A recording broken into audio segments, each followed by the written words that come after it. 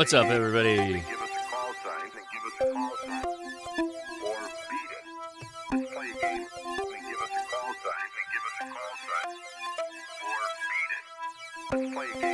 Another massive shout out to A0Z Kyle for helping out tonight.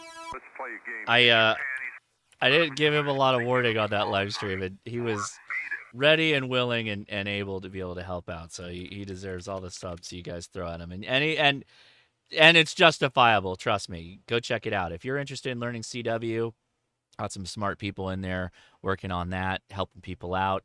Obviously, the Node Red stuff, Flex, and he's even getting into the world of packs. We love that. We got that EDC thing going. Love it. And I think that's that Condor pouch. I think he's got that Condor pouch. That's the 705 gem right there. All right, guys, this is the after chat. The whole goal of the after chat is to help you out, right? Answer your questions. Ham radio can be daunting. If you watch the last stream, you're looking at that going, oh, I don't know about this whole hobby right here. This is crazy. Yeah, no, I get it. I get it. Because I was there. I was where you are today. I was once there. Sure. We want to help you out. We really do. And most people you find in the hobby are actually very forthright with information and want to be the one to get you going on the right path. It just so happens that I do a live stream every Saturday, and we then end that live stream and do the after chat, which is what you're watching right now. And the after chat's whole function is to answer your questions. Then we get into other shenanigans when the questions start to dry up, but that's our goal. So if you have any questions in ham radio, please join us on the Ham Radio Crash Course Discord. The link is in the description for this video. It takes about 5 minutes or so to get your account set up. It's really painless, I promise. Discord is like IRC of the today's generation, and it's really useful. The HRCC Discord is fantastic because it gives you a ton of information on ham radio questions, antennas, field work, digital modes, whatever you want to do. But if you scroll down towards the bottom, it'll say hashtag livestream-chat. That's the chat room for the live stream. And then two below that have hashtag livestream-chat or after chat. And that is a voice chat. So live-stream/after chat.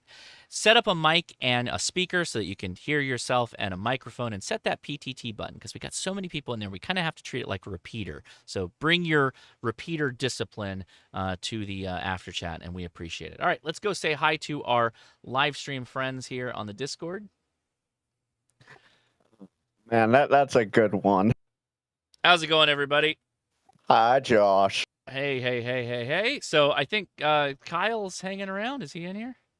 Yeah, I'm here. Oh, cool. Okay, so Kyle's here too. So everybody in the chat, if we've got, obviously we're coming off the heels of the Flex Radio live stream and Node Red, and so I want to make sure we utilize Kyle's time to the fullest. Is there any questions for Kyle? Or Kyle, did you already get some questions? You want to talk about anything? No, we've been talking about microphones and mixers, and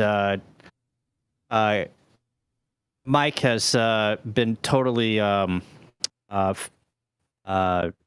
I haven't. Here. Yes, you have. You've been talking the whole time. Like, I wish that you would, like, allow the time for questions for people to ask. It's just, it's rude. Actually, Don was talking first, and I stopped that. Okay. I don't know what I walked in the middle of. Some kind of a little. No, we're just rapping. Yeah, I'm just kidding. So let's take any questions. Let's try to make the most use of Kyle's time. So is there anybody in here that has a question about Flex Radio, Node Red, or anything we talked about in the live stream? I want to try and get that done in the front here, and then we can open it up to all questions as that gets going through. So any questions for him? Go ahead. I have a comment. Okay, go ahead, comment. I made this in the live stream as well, but I'll say it here. Node Red, what JMRI, Juliet Mike Romeo India, was doing for model railroading 20 years ago. I absolutely love it. Is Node Red on model railroading too? Very early type of Node Red, yeah. We had that 20 years ago. JMRI, Java Machine Rail something or other. It was absolutely fantastic. But it's evolved into better stuff now. And so that, like, basically was an automated system. When the train, like, rolled by the little house, it would turn the little lights on in the house. Is that kind of what it did?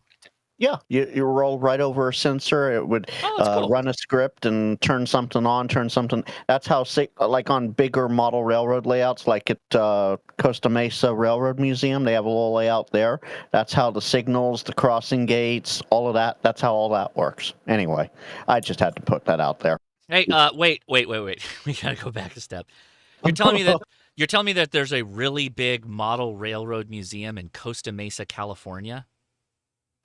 I wouldn't call it big, but yes, Oh.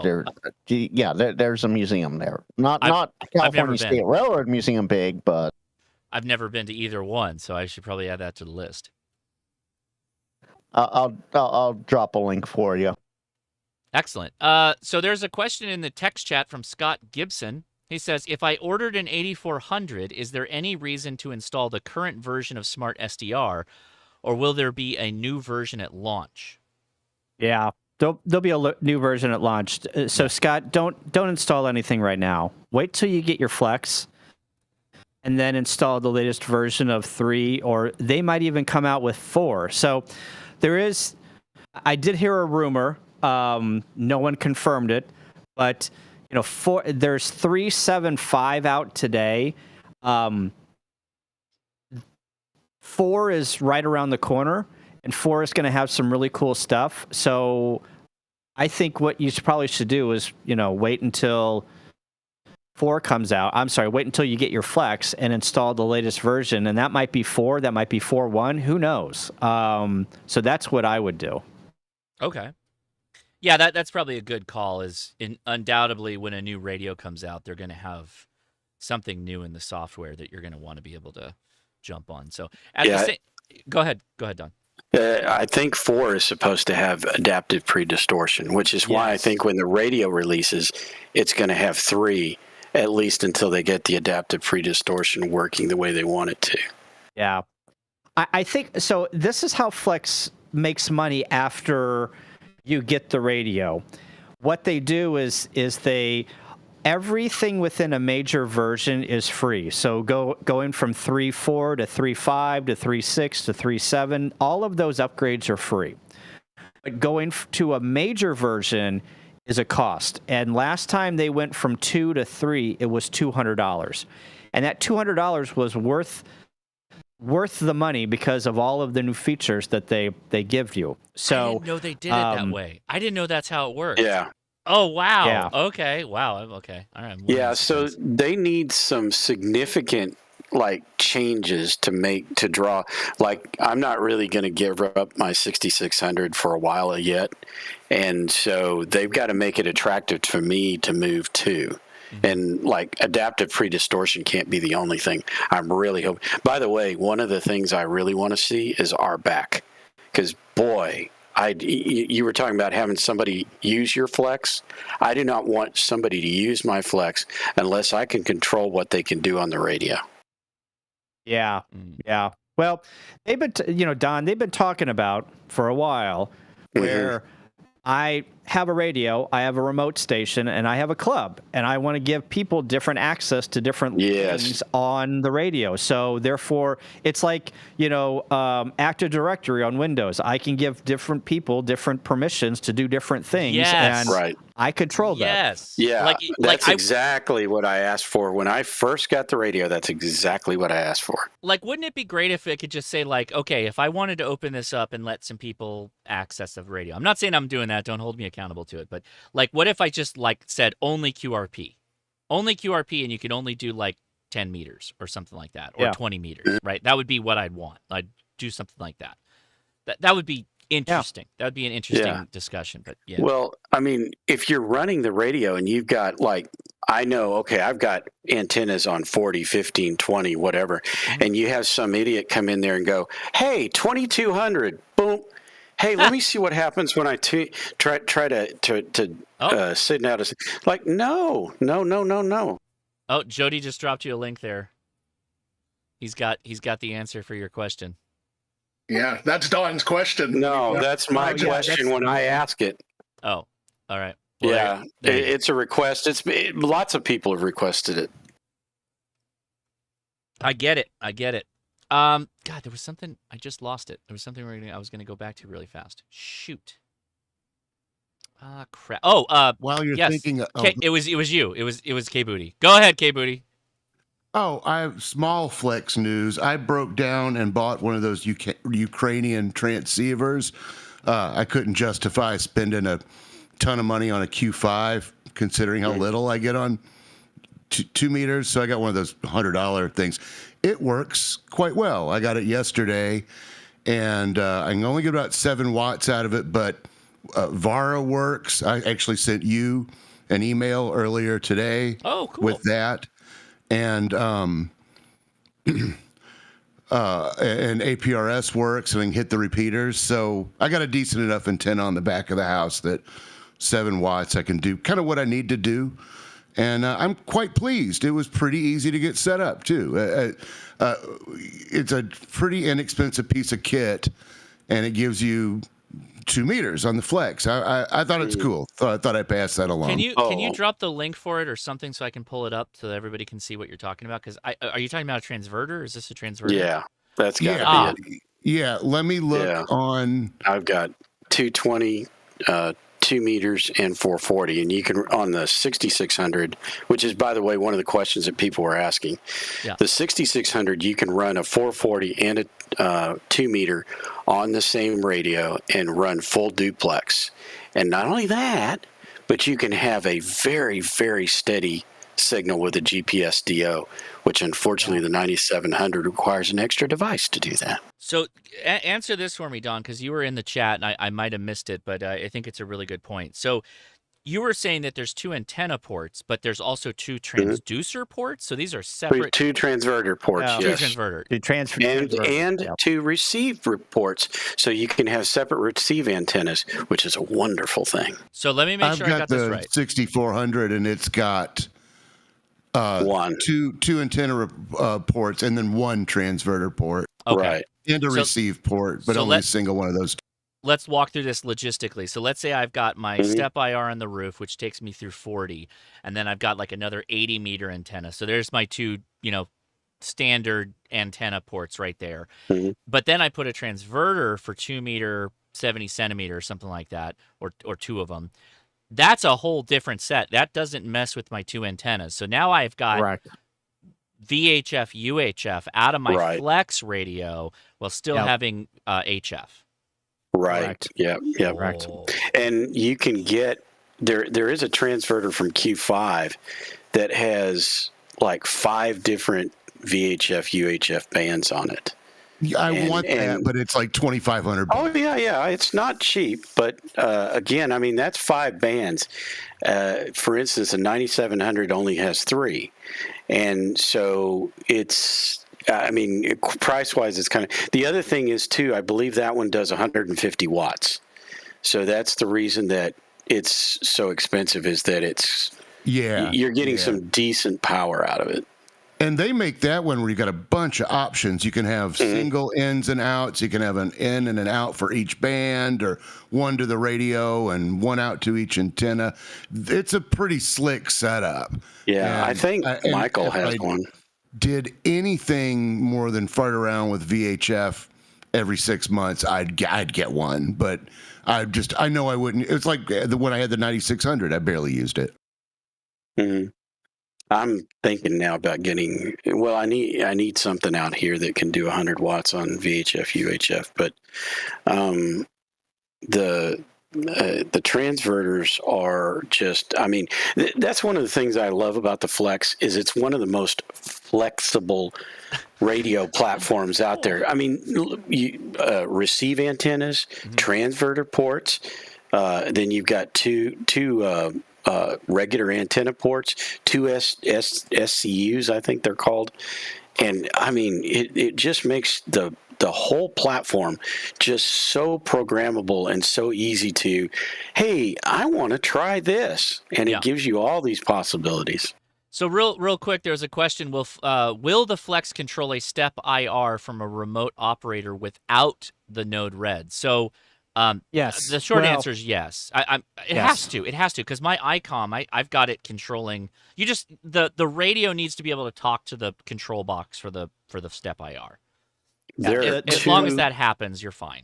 Yeah, the way that you do that is there's 2 USB ports on the back of the Flex, and then you can program those USB ports to send BCD data out or a whole bunch of different protocols, and then that goes into your Step IR, and you can control your Step IR by what band you program to say, all right, whenever I'm on 40, I want to use antenna 1, and it sends the frequency out, and the Step IR says, oh, you're on 40, I'm going to tune my radio or my aluminum things that goes in the tubes to 40 meter or that frequency. But my understanding of how it works is the antenna just basically is tracking what your frequency is on your main dial, your transmitting radio, and then it knows that at whatever frequency, and it usually goes in like 50 kilohertz steps or something like that, that it needs to adjust out or adjust in the step motors. And it happens pretty much instantly when you're tuning around. It's when you change bands that you have to give it a second to catch up to what band you're on. Wow. Now, what people do is they bring all that stuff, to bring in Node-RED. They bring in all that stuff into Node-RED, and then Node-RED talks to all the peripherals. So you've got Node-RED talking to the Flex, and then Node-RED becomes that hub and sends all that information out to the Step IR, the amplifier, the rotators, everything to figure out what you want to do. And Node-RED becomes that hub. Got it. So I cheat and just use a diplexer. I don't have a bunch of automated switch. Andy, I'm going to come over to your house. I'm going to beat you. I pay extra for that. Yeah, don't tell him. And Andy lives in St. Louis. We're old friends. Yeah. So I do have a completely random thing I want to give a shout out to that Mark, I don't know if you're watching Mark at the club that I was at, W6TRW invited me out. So Mark showed me something. This is apropos of nothing, but I've got to get it in here, otherwise I'm going to totally forget to do it. But the link is in the video description. So Kyle, you might be interested in this. Mike N8YO got one of these. Have you ever heard of a jeweler's plate or a jeweler's stamping plate? Have you ever heard of these before? Yes, I have one right here that you do. Okay. My CW Morse key sets on. Yes. Yeah. So a lot of you guys who are rocking the really, really slick, small CW keys, a lot of them have magnets on the bottom of it. The problem is that what you end up doing when you're POTA is that you're holding it in one hand, or SOTA, and you're keying, and it's like a two-hand situation. But Mark, he drags out one of these, and it's really dang heavy. It's really, really heavy for what it is. But it's $10. It's off of Amazon, and you slap your key on top of it, magnet secured. It's really quite stable. It's really impressive.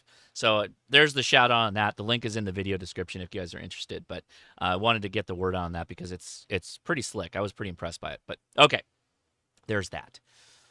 All right. There was a question that got answered in the chat, but I wanted to hit on it. Oh, please. It was, does the Flex log? The Flex does not log.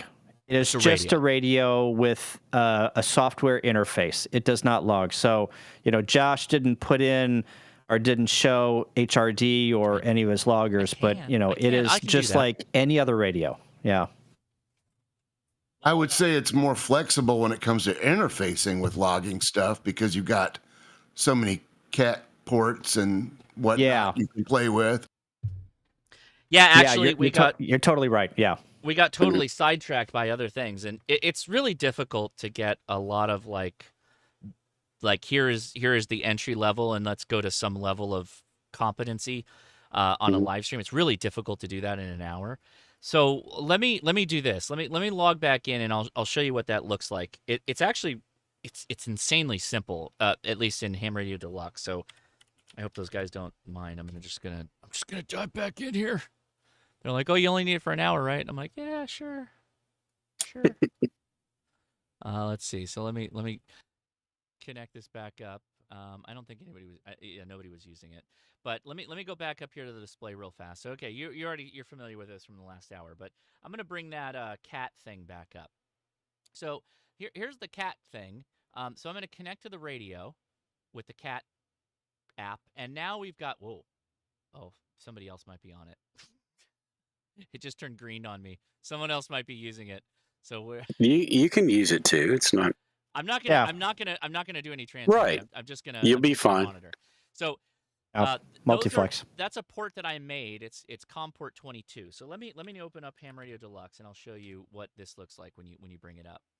You get a should get a pop-up. There it is. So here's the pop-up.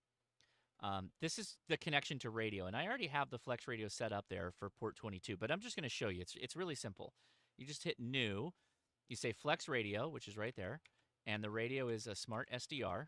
That's the selection. You could do Power SDR, but it's Smart SDR. And then your COM port is just going to match whatever the CAT control is that you set. Now, I think initially you were supposed to set this to 19,200, but I left it as 115, and it worked fine.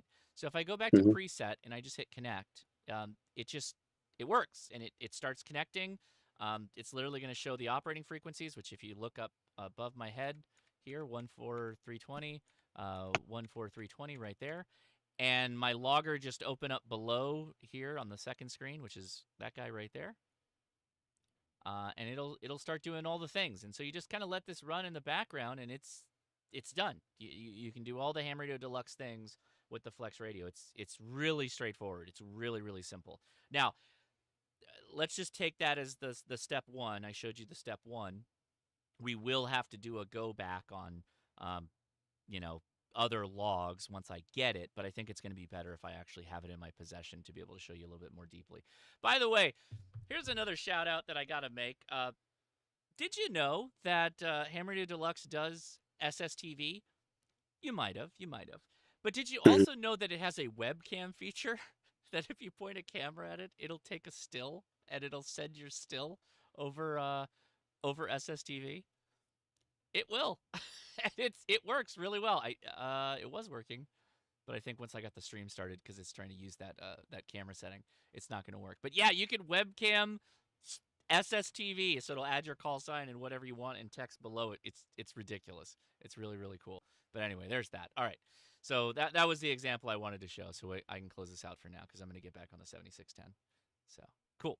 Hey, Josh, bump your audio back up because Windows brought it down. It did. All right. Sorry. Yeah, see, you got to remember that. All right, hold on.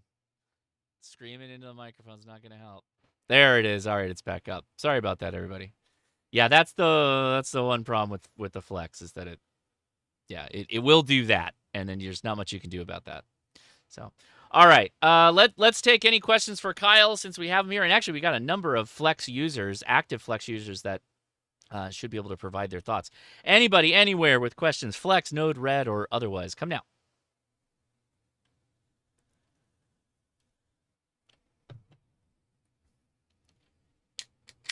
All right. Well, then let's just open it up even further. Any ham radio questions from anyone starting out in ham radio, let's just go for it. You don't have to be a first timer. We normally go to first timers first, but we want to hear from the first timers, so please jump in there. We really do mean that. But since we're running a little long, we're already at the 7 o'clock hour. Let's just dive in. Any questions anywhere? Let's go. Take them. Go for it.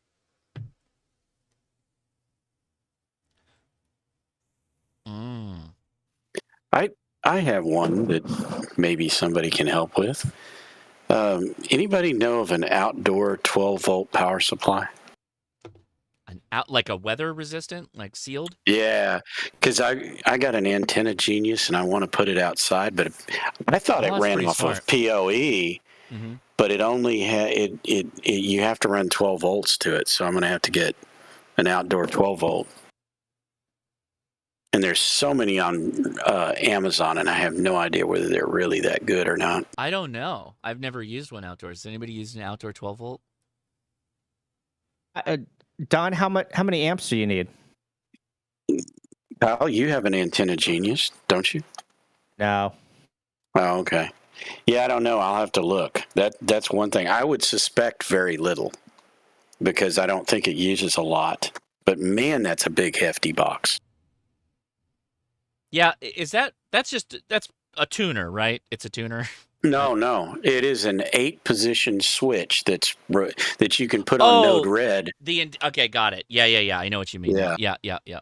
Yeah, and what's really cool about this, and the way I'm going to use it, is I've got one antenna thing going outside the house, or I'll have two eventually, and I'll have one on VHF and one on UHF, and I'll hook all my antennas to this thing, and then I can switch the VHF to the VHF antennas, and on the HF, I can switch between the HF antennas on the other transceiver because it takes two inputs on the switch. Right on. Cool. Don, do you already you've purchased the antenna Genius? Yeah, it's sitting right over there. Okay, I was going to offer you another solution that uses a bias T to do that, and you don't have to run power out there then. But does it take two transceivers?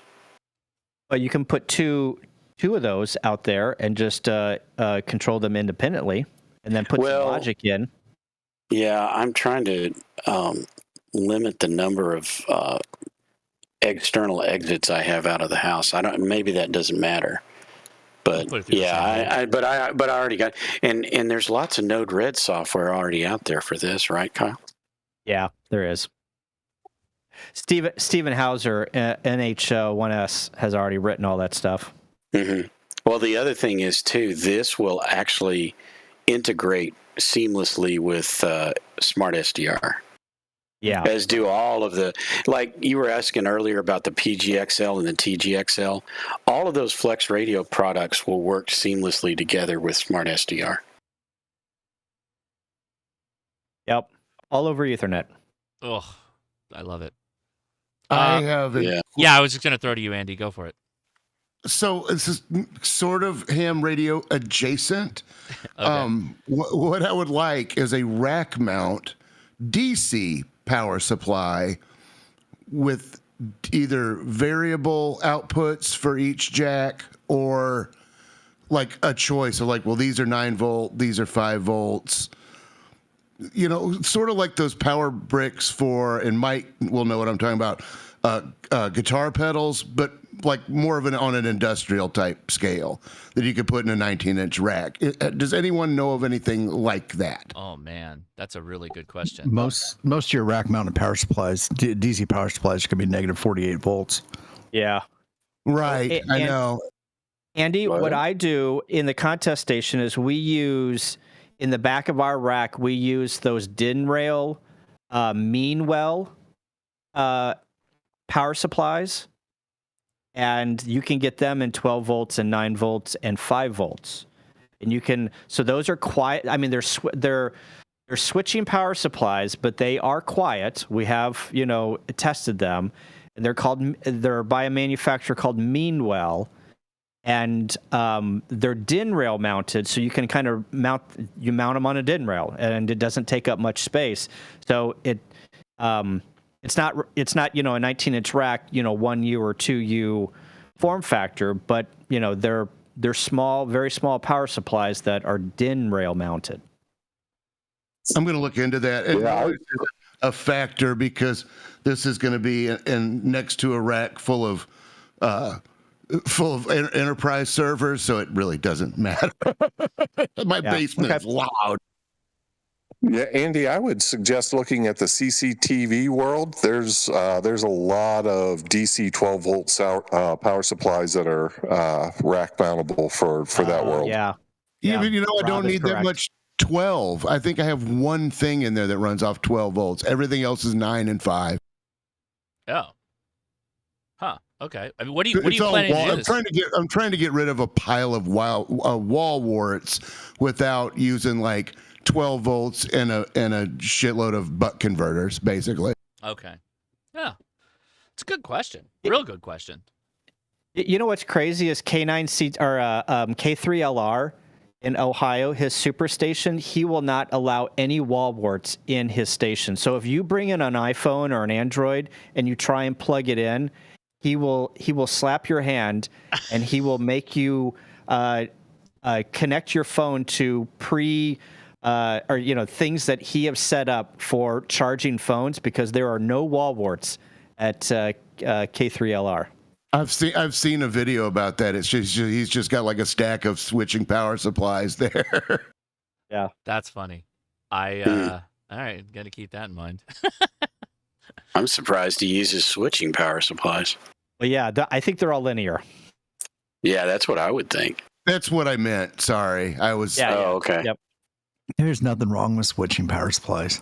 Oh, there's nothing wrong with linears. That's 1980s thought process there. Yeah, they're a lot they better. they now. still make them today. No, I'm not saying that they don't make the No, linears. I'm just saying that switching power supplies, that the whole evil, they're bad. That's 1980s thinking. Yeah. I've seen birdies. Okay. You know, the Astrons are pretty good. If you get, you know, the ones off eBay that, you know, that are computer switching power supplies, you're going to get some birdies. Not only that, you have a house fire and you will get nailed. I guarantee it. Oh, that's right. You talked about this, Don. Yes. We're not doing that deep dive right now. No, I'm not. We're saying. not doing that deep dive, but we've talked about it though. I hear what you're saying. All right, throw it back open. Any question from anyone anywhere in the Discord? Go for it. Let's just go. I love it. We've answered all ham radio questions. I have a particular question about the frequency bands, specifically for the technician class I'm currently studying for the exam. Yeah, right on, man. Go for it. So, is there an easy-ish way to kind of memorize what is allowed versus what is not allowed? Because it seems like, you know, between HF, VHF, UHF, it kind of seems like it's a spawn of Satan in my brain. I think you just download one of those band plan charts, or go get the nifty quick reference and use that anytime you're going to operate. That's what you would generally do until you get more used to it. Now keep in mind that there's like hard and fast rules on some of the HF bands, for instance. Like if you take 20 meters, for instance, 14.225, you just got to put that in your head and say anything from there and higher frequency than that is voice for generals. And then lower than that is extra portion, and then it dips down into CW, I think at the 115 area. That's when it turns into CW and digital. So how do I know that? It's just from doing it over and over again and just remembering. And oftentimes your radio is also kind of smart enough that it knows, like, oh, we're outside of band spaces and stuff like that. But the frequency reference chart is kind of what you need to do. Yeah, I understand that part. It's just I doubt they're going to give me a frequency reference chart for the exam.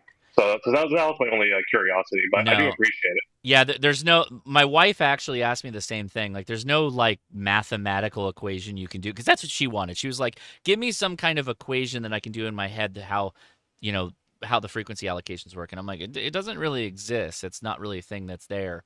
So the thing you got to do is just drill the questions. Just take lots of practice tests, and you should be fine. Also, remember, you're only going to get like 2 of those in any test. You're not going to get like a ton of frequency band plan questions. You'll get like 2 at most, and then you're probably going to be fine with everything else. It usually softens the curve.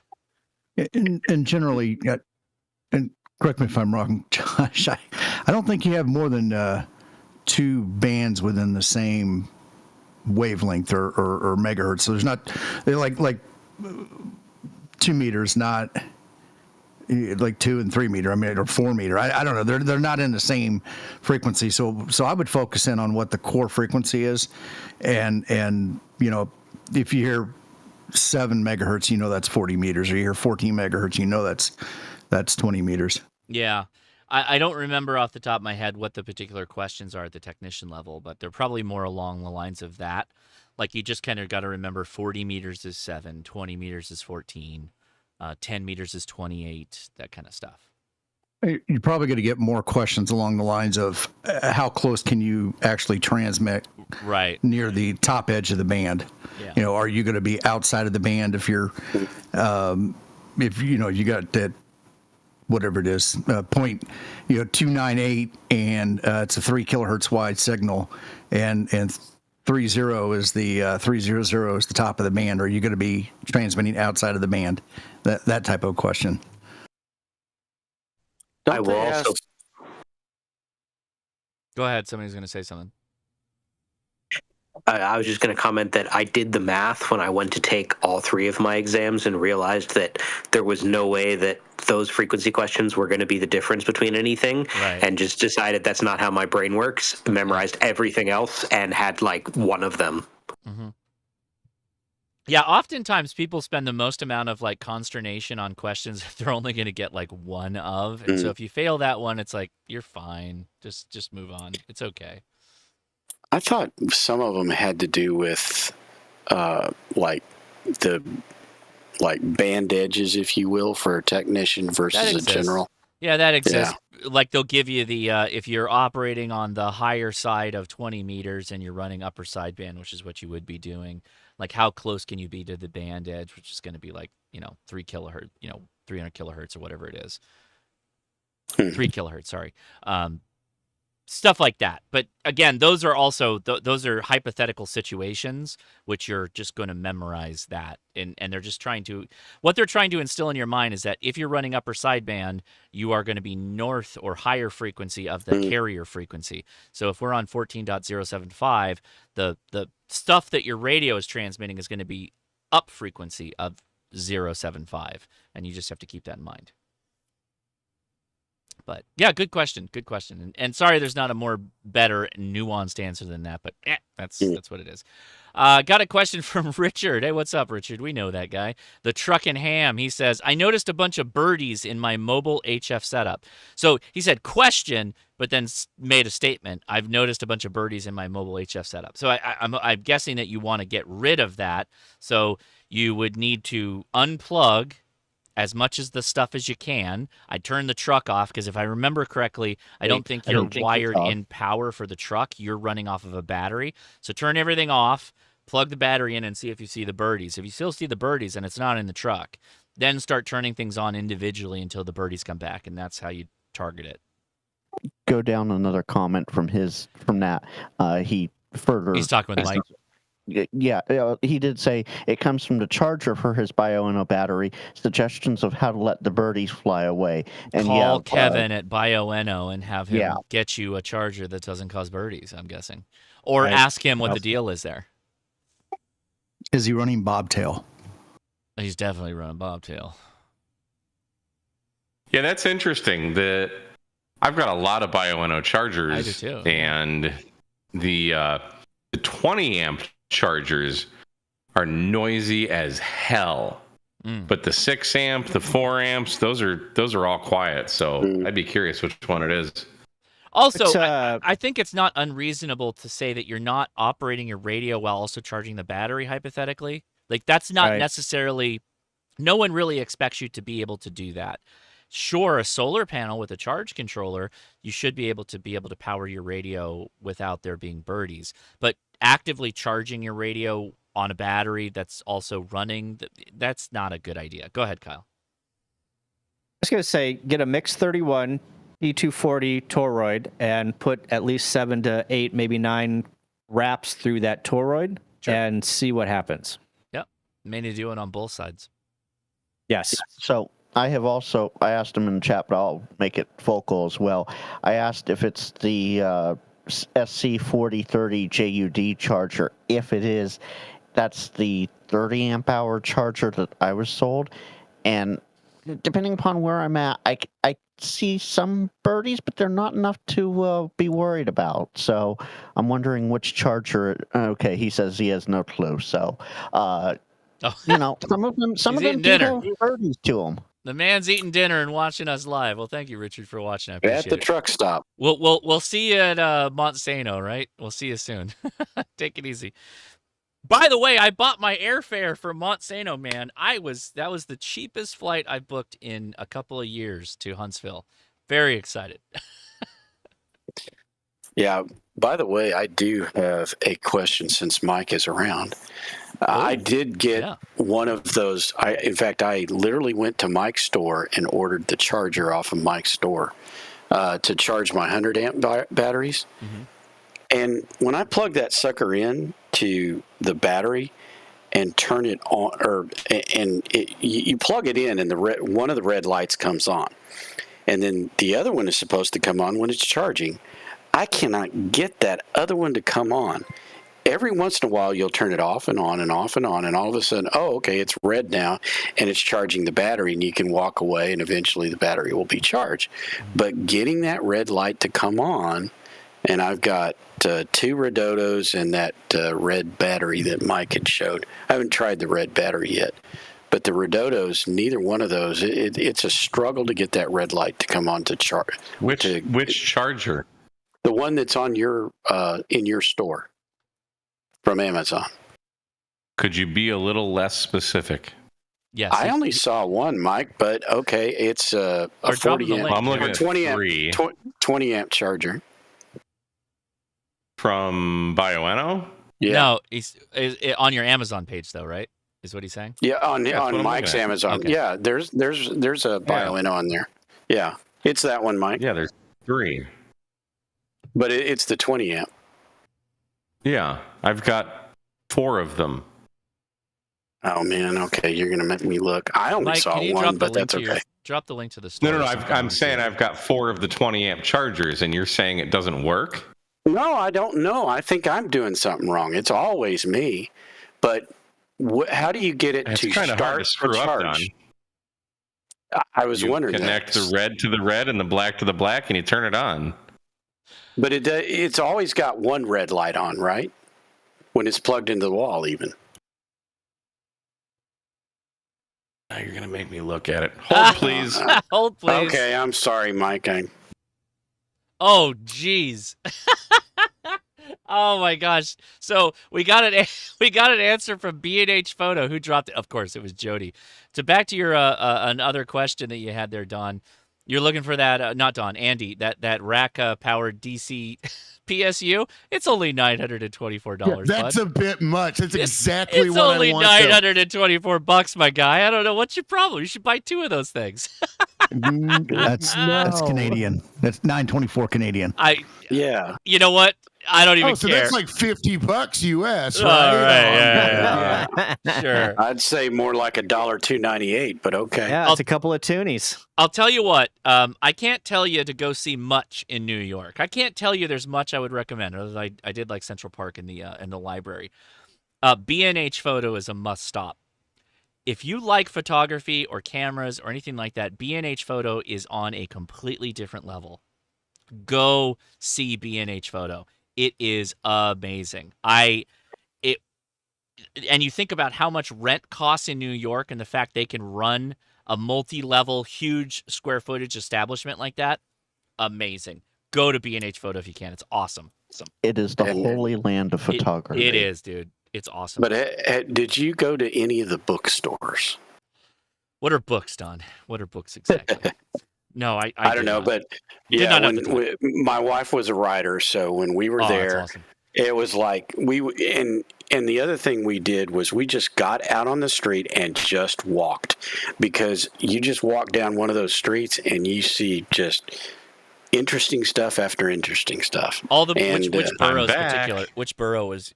We were near Rockefeller Center. That was where we were staying. Yeah. And we just get on a street and start walking. And I know we took a taxi to Washington Park is what I remember the name of it. Uh-huh. But it was a park, and then we started walking back, and there was some famous bookstore there, and I don't remember the name, but my wife wanted to go in there, and oh man, it was amazing. Anyway, sorry. Yeah, no, there's a ton of cool stops that you can make in New York, no question. But B&H Photo should be on your list. Anyway, Mike is back. He has an update for everybody. Oh, okay, sorry. No, you're good. Okay, so Don, that charger has 2 LEDs. Yeah, we learned from our technician test that LED stands for light emitting diode. Yes. So LED 1 just means the charger has power. Right. LED 2 is going to be red, and then it turns green when the battery's charged. Mike, this is exactly what he said, though. He's saying he can't get the light to illuminate to charge. It won't charge anything. The second LED. No, it has charged sometimes, but it's not consistent. And I don't know, is there some trick to making it consistent? Well, did you give it an abracadabra? I don't know what I did to get it to work. Did you smack it on a tabletop? Yeah, yeah. That's Did you shoot it? That's. Have you tried hitting it with a hammer? So Don, So, you gotta plug it in, and are then you you you take both leads after plugging it in. You just give it a little like on your tongue. Just give it a little you gotta lick zhuzh it. there. Yeah, sure.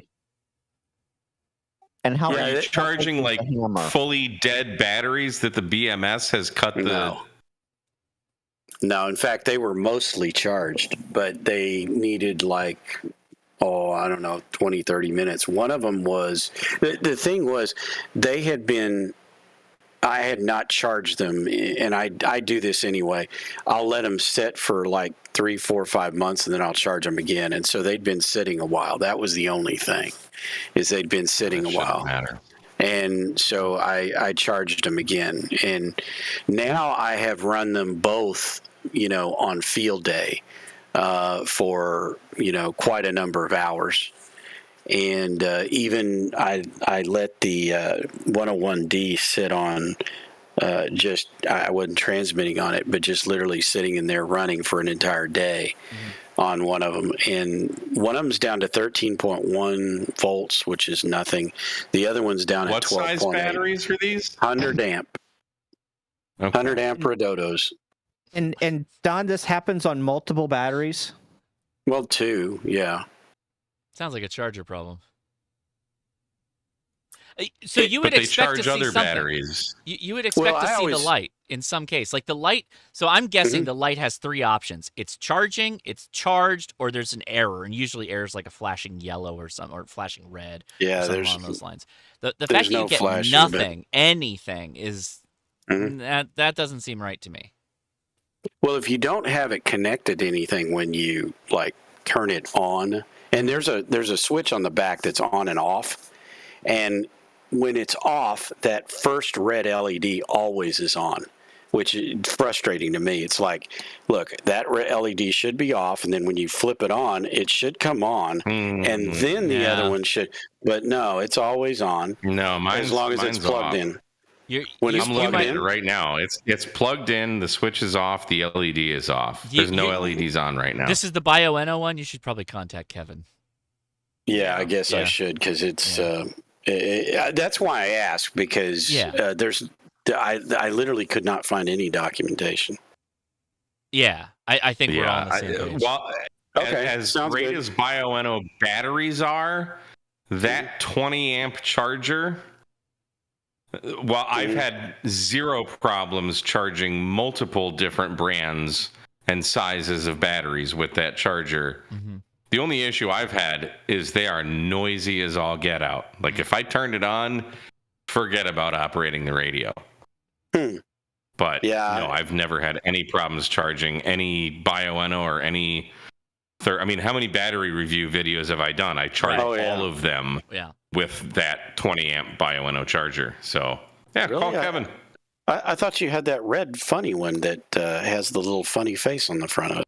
Oh, dude, I haven't used that in years, and it's still sitting up there. That's only a 6 amp charger. So back when I was using, when I had a 10 amp hour, I still have it, but when I was using 10 amp hour batteries, yeah, that was cool. But when you have multiple 200 and 300 amp hour batteries, that's going to take a while. Yeah, a little bit more. All right. Yeah. Thanks, Mike. Yeah, so I got a question You here. bet.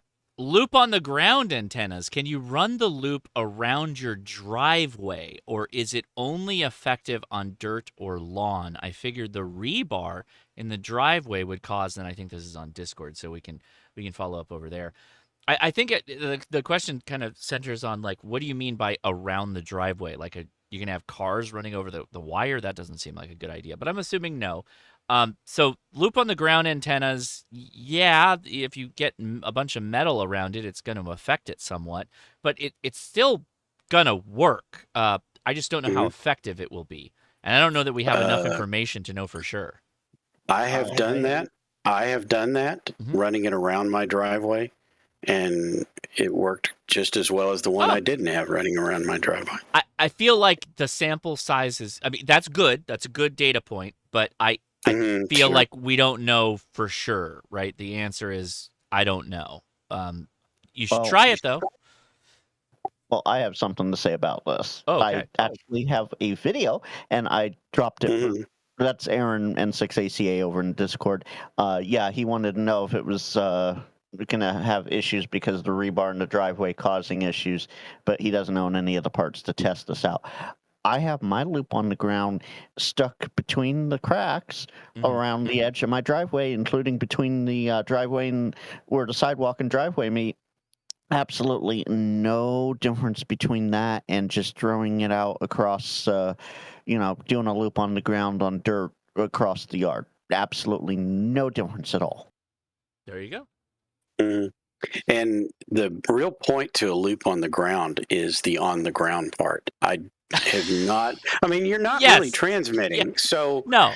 the amount of interference you would get from metal nearby, I would think would be very minimal. And I've never seen any issues. I had metal masts that were sitting like right next to the antenna that were going up 20 and 30 feet. Like I said, it worked just as well as the one that was sitting in the yard with nothing around it. And considering Aaron has similar ground composition that you and I have, Josh, here in California, he's in the Eastern Bay Area, right on the edge. Yeah, he's going to have no issues just laying it on the driveway. No difference between that and the dirt at this point.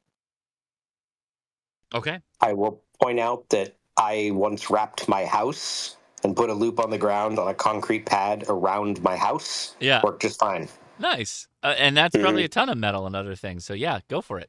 Yep. All right. And also the house is sitting inside of it, and all of those nice little things you have plugged in inside the house can. But anyway, yeah. Again, that's the reason that you put the loop on the ground, is so that those kinds of devices are sending their signals over the antenna, and it's not really picking them up well. Mm-hmm. Yeah. Okay. Got a question here from Nathan Longwell. Does anyone know if the DigiRig will work with the Radio Mail app and iPhone APRS app? I know those apps work with the MobiLink, but do they require a TNC? So the answer to your question is kind of, right? So the DigiRig is just an audio interface, whereas the MobiLink is a TNC, and the TNC allows you to do packet radio. That's why Radio Mail works, and that's why APRS works, right? So when you do DigiRig, it's just audio passing through, right? So with the iPhone, actually, no, I don't think it'll work with either one of those. It's not going to work with APRS, or it's going to work with the Radio Mail. You would need a computer for both of those because they're going to depend on packet. The way that Radio Mail works with a straight digital interface is that they expect you're doing VARA, and VARA will generally require something like a Raspberry Pi or Windows PC, likely, that you network into to do the communication with. So that's probably not going to work. How did I do that? I used the DigiRig Lite, which is an audio interface, into my radio, and I did VARA, but it was on a PC, a laptop, and that was for VARA WinLink. So you can do that, but you will have issues with the yeah, I think that's the right answer. So go ahead. Somebody say that.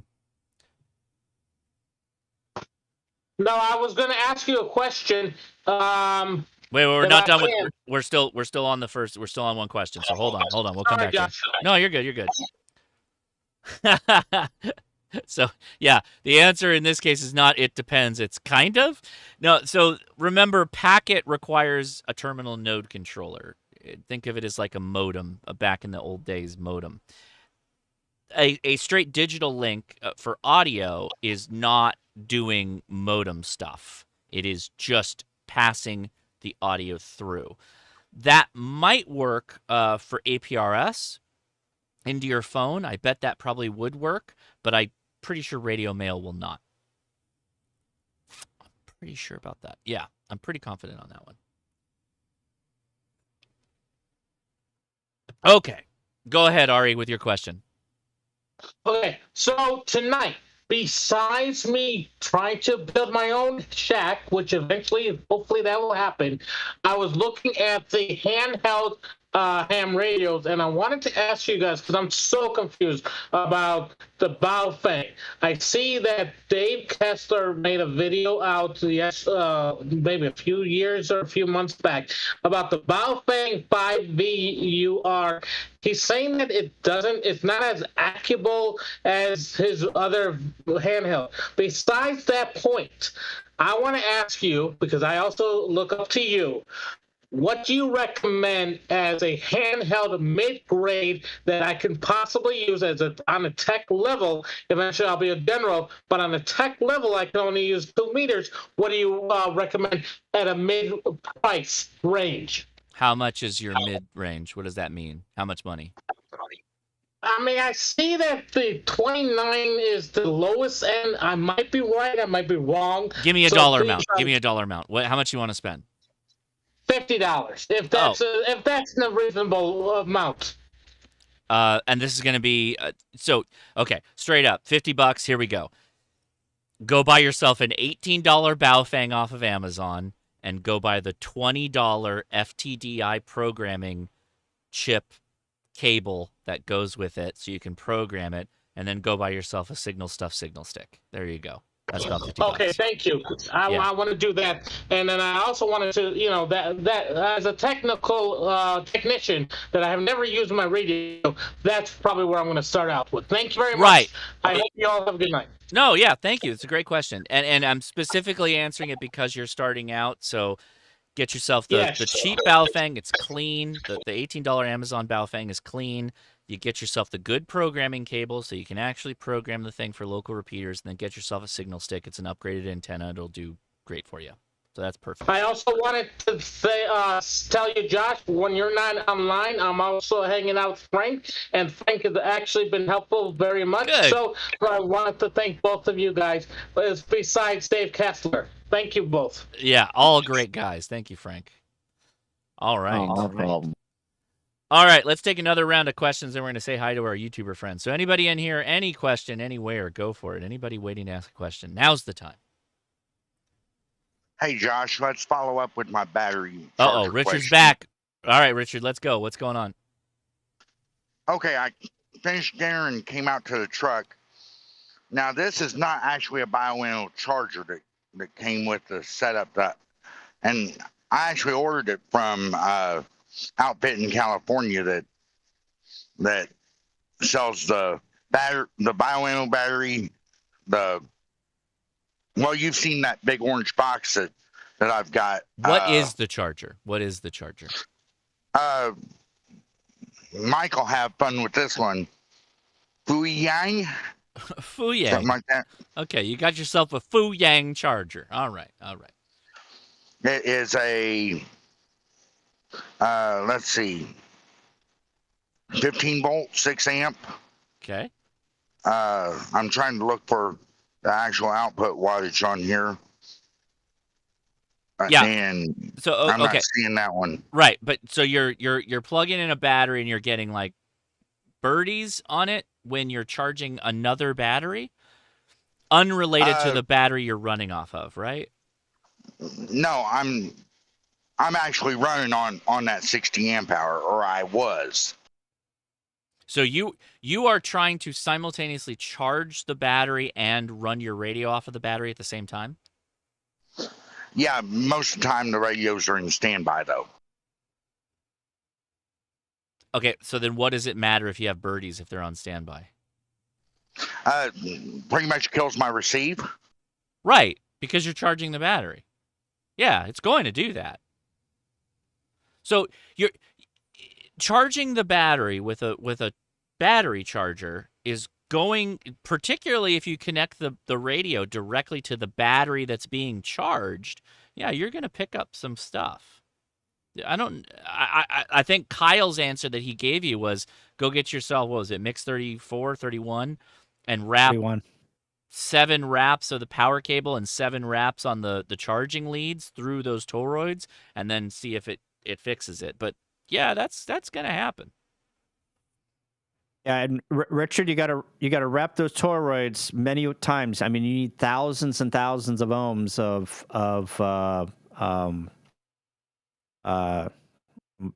trying to grasp her word. Continuation. Yep. Continuation. Thank you Many ohms. to get to that point. You just can't wrap it twice and be okay. You got to wrap it multiple times. Does that make sense, Richard? What we're saying? Oh, we lost Richard. All right. Well, I hope that everybody got that. Like, if you throw a charger that's plugged into AC and it's doing the transversion and you're charging DC off of it, you're going to pick up some trash on that battery. And if you've got a radio running on that, you're likely going to pick that up too. So, all right.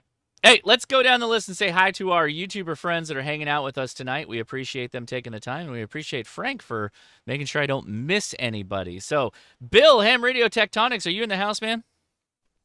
I am in the house. All right. Was I supposed to start at the bottom this week? I forget. Am I supposed to start at the bottom? I already dropped Bill's link, so. All right. Well, okay. All right. I'll go first. So, Bill, you are a Flex user, right? Bill, you are a Flex user. You were in the comments earlier today. We appreciate you being in there. So, yeah, man, what's going on with you, and what are you doing with the Flex? Well, I've got the Flex, the PGXL, the TGXL, and I don't regret it one bit. I'm not an expert with any radios. I can't tell you all about the icons or all about the gauges, but I was an Elecraft fan. I'm an Elecraft fan. Probably would have the K4 if it would have got here quicker than the Flex. But after watching Jason, Ham Radio 2.0, and Mike Walker, I decided to give the Flex a try, and I bought the 6600. And I don't regret it one bit. And I can see this being my radio for a very, very long time. I am particularly fond of using the AGCT. I love rolling it back. Of course, the desired signal that you're listening to, CW or whatever else, does decrease, but the noise decreases faster than to a very tolerable level, faster than the signal decreases. So a signal that I would very often hear on my other radios as 3.3 is suddenly 5.5, and that was the biggest head twister. Very weak signal is extremely clear, and I'm sure with other SDRs, the Anons and the other SDR radios, I'm sure they're great, but I don't have experience with those. Just with Flex, and I'm having a ball with it. It's a wonderful radio. I can't say it's better than another radio, but I can say it's fantastic. Excellent. All right.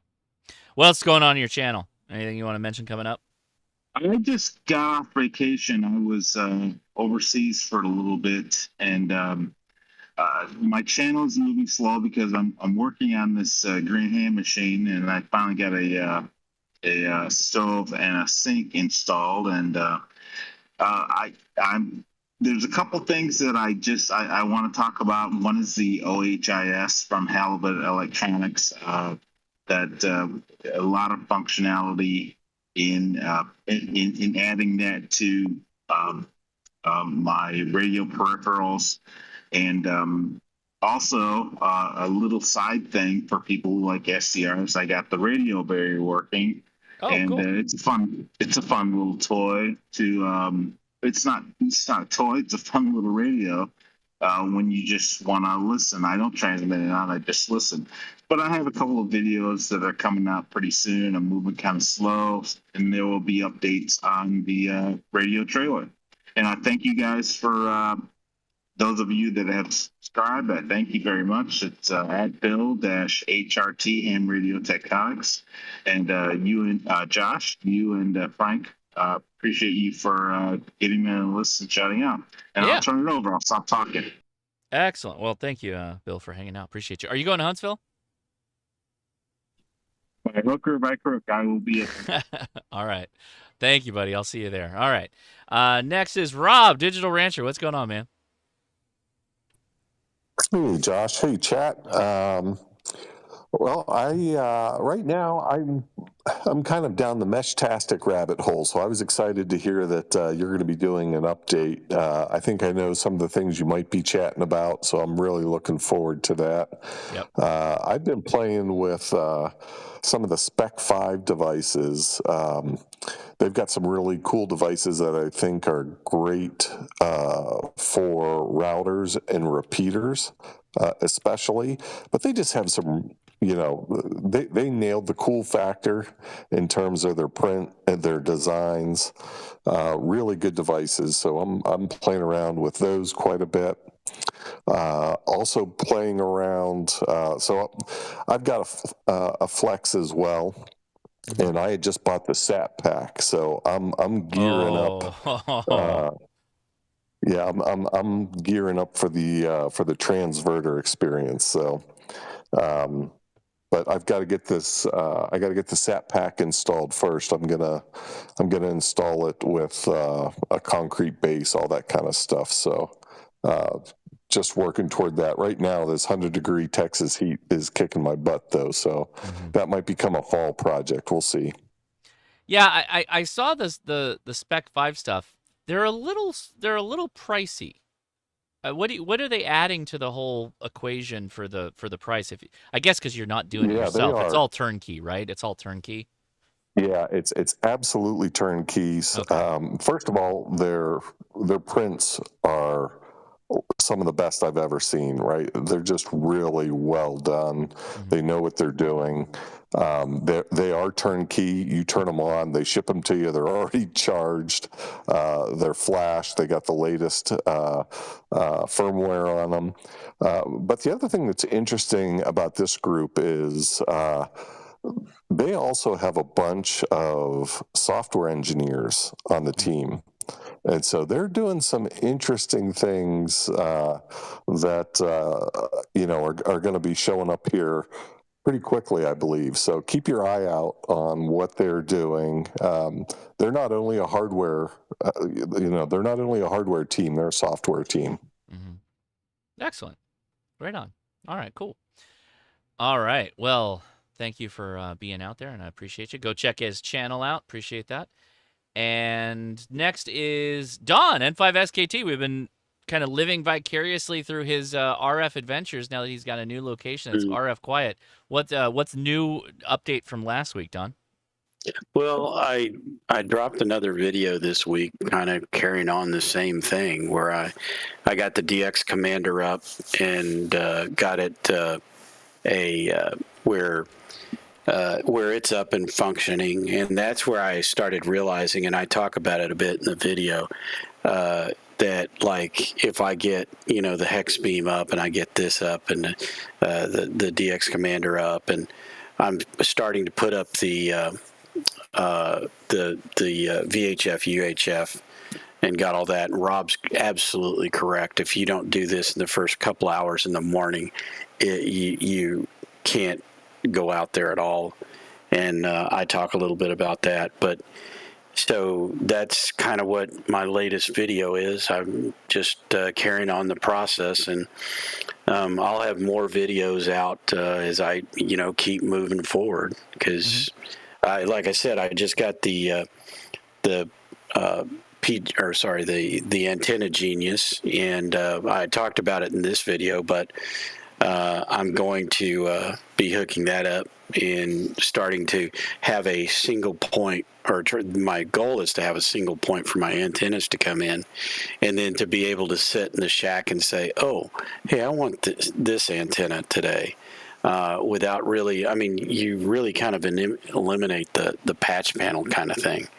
So anyway, all right. Yeah. So that's kind of where I'm at, and I think when you get your Flex, you'll be amazed at how well that radio works for you. Yeah, I'm going to have a lot of fun with it. I know that for sure. All right, next is Frank, KG6NLW. Frank, I need to run to the restroom really fast. I'm going to pull up the Quirky QRP page like you asked. Can I All right. point to a certain thing, or what do you want me to look at? Just the general page is fine. I'm gonna All make a little. It's part of my channel announcement that I'm doing here. Okay, Oh, hold that's on. not quirky. That's Amazon. I know. I'm getting there. Hold on, I've got the tab up. It just wasn't on the right spot. Meanwhile, good evening, everyone. Tonight, all right, I'll pass it to Tim after this. So tonight, I'm sitting at 484 subs. I'm hoping in the next 26 hour? No, 24. Don't do math on stream. 11:59 tomorrow night Pacific time. I want to try and reach 500 subs. If I reach 500 subs, and I'll drop my link again here shortly, Quirky James from Quirky QRP and I are doing a live stream giveaway for reaching that 500 mark. So midnight, 23:59 and 59 seconds is the deadline on June 30th Pacific time. And yeah, Mike. Frank followed by Tim. Josh can take an hour break. Absolutely. Other than that, I've done a couple more live streams since last week. I have a video coming out Tuesday with the Tuesday night premiere list. We have also expanded to Thursday nights leading up to the Coffee and Ham Radio guys. So if you miss if you don't see us on Tuesday night, you see us on Thursday night. We're not gonna be the same guys both nights. It's gonna be there's at least 12 to 18 of us in the video premiere group, and so you'll get a nice variation of videos there between Tuesday and Thursday nights. Yes, we will be having some videos out this Thursday as well. This past Friday, I did my bi-weekly CQ Chit Chat, which was a flaming disaster in the first 20 minutes. Thank you to my PC not wanting to stream video and live stream with OBS at the same time. Josh, I mentioned the cute, quirky bit, so if you want to go back to your regular screen, you can.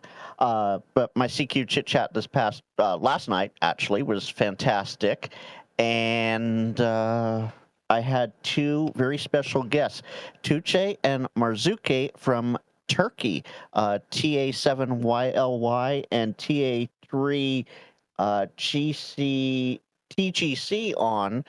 I reached out on social media to try and get people who had never attended Field Day before, or this was their first year ever attending Field Day, to come on and talk about their experiences.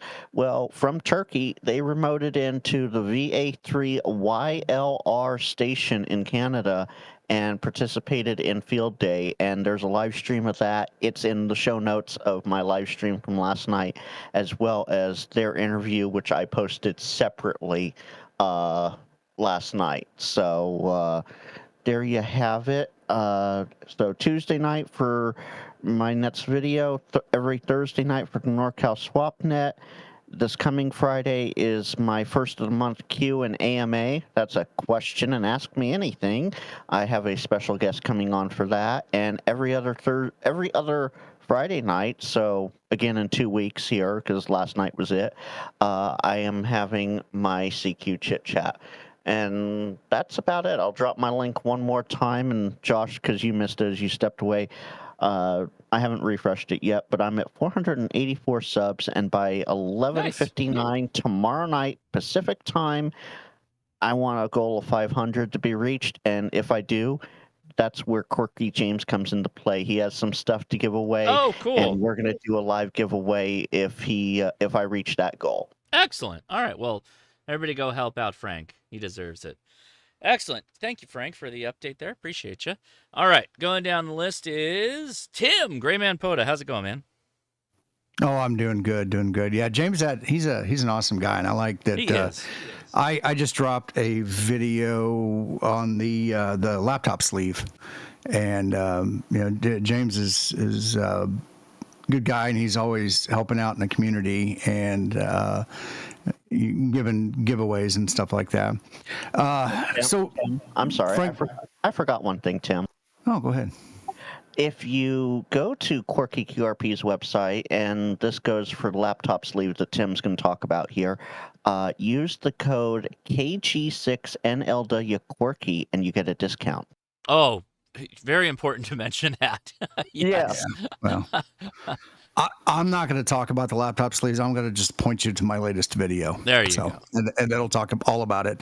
But Frank kind of stole my thunder. We have expanded to Thursday nights now, leading in the Coffee and Ham radios. So we will have a good, 45 minutes to an hour and 15 minutes of videos leading into those 2 live streams now.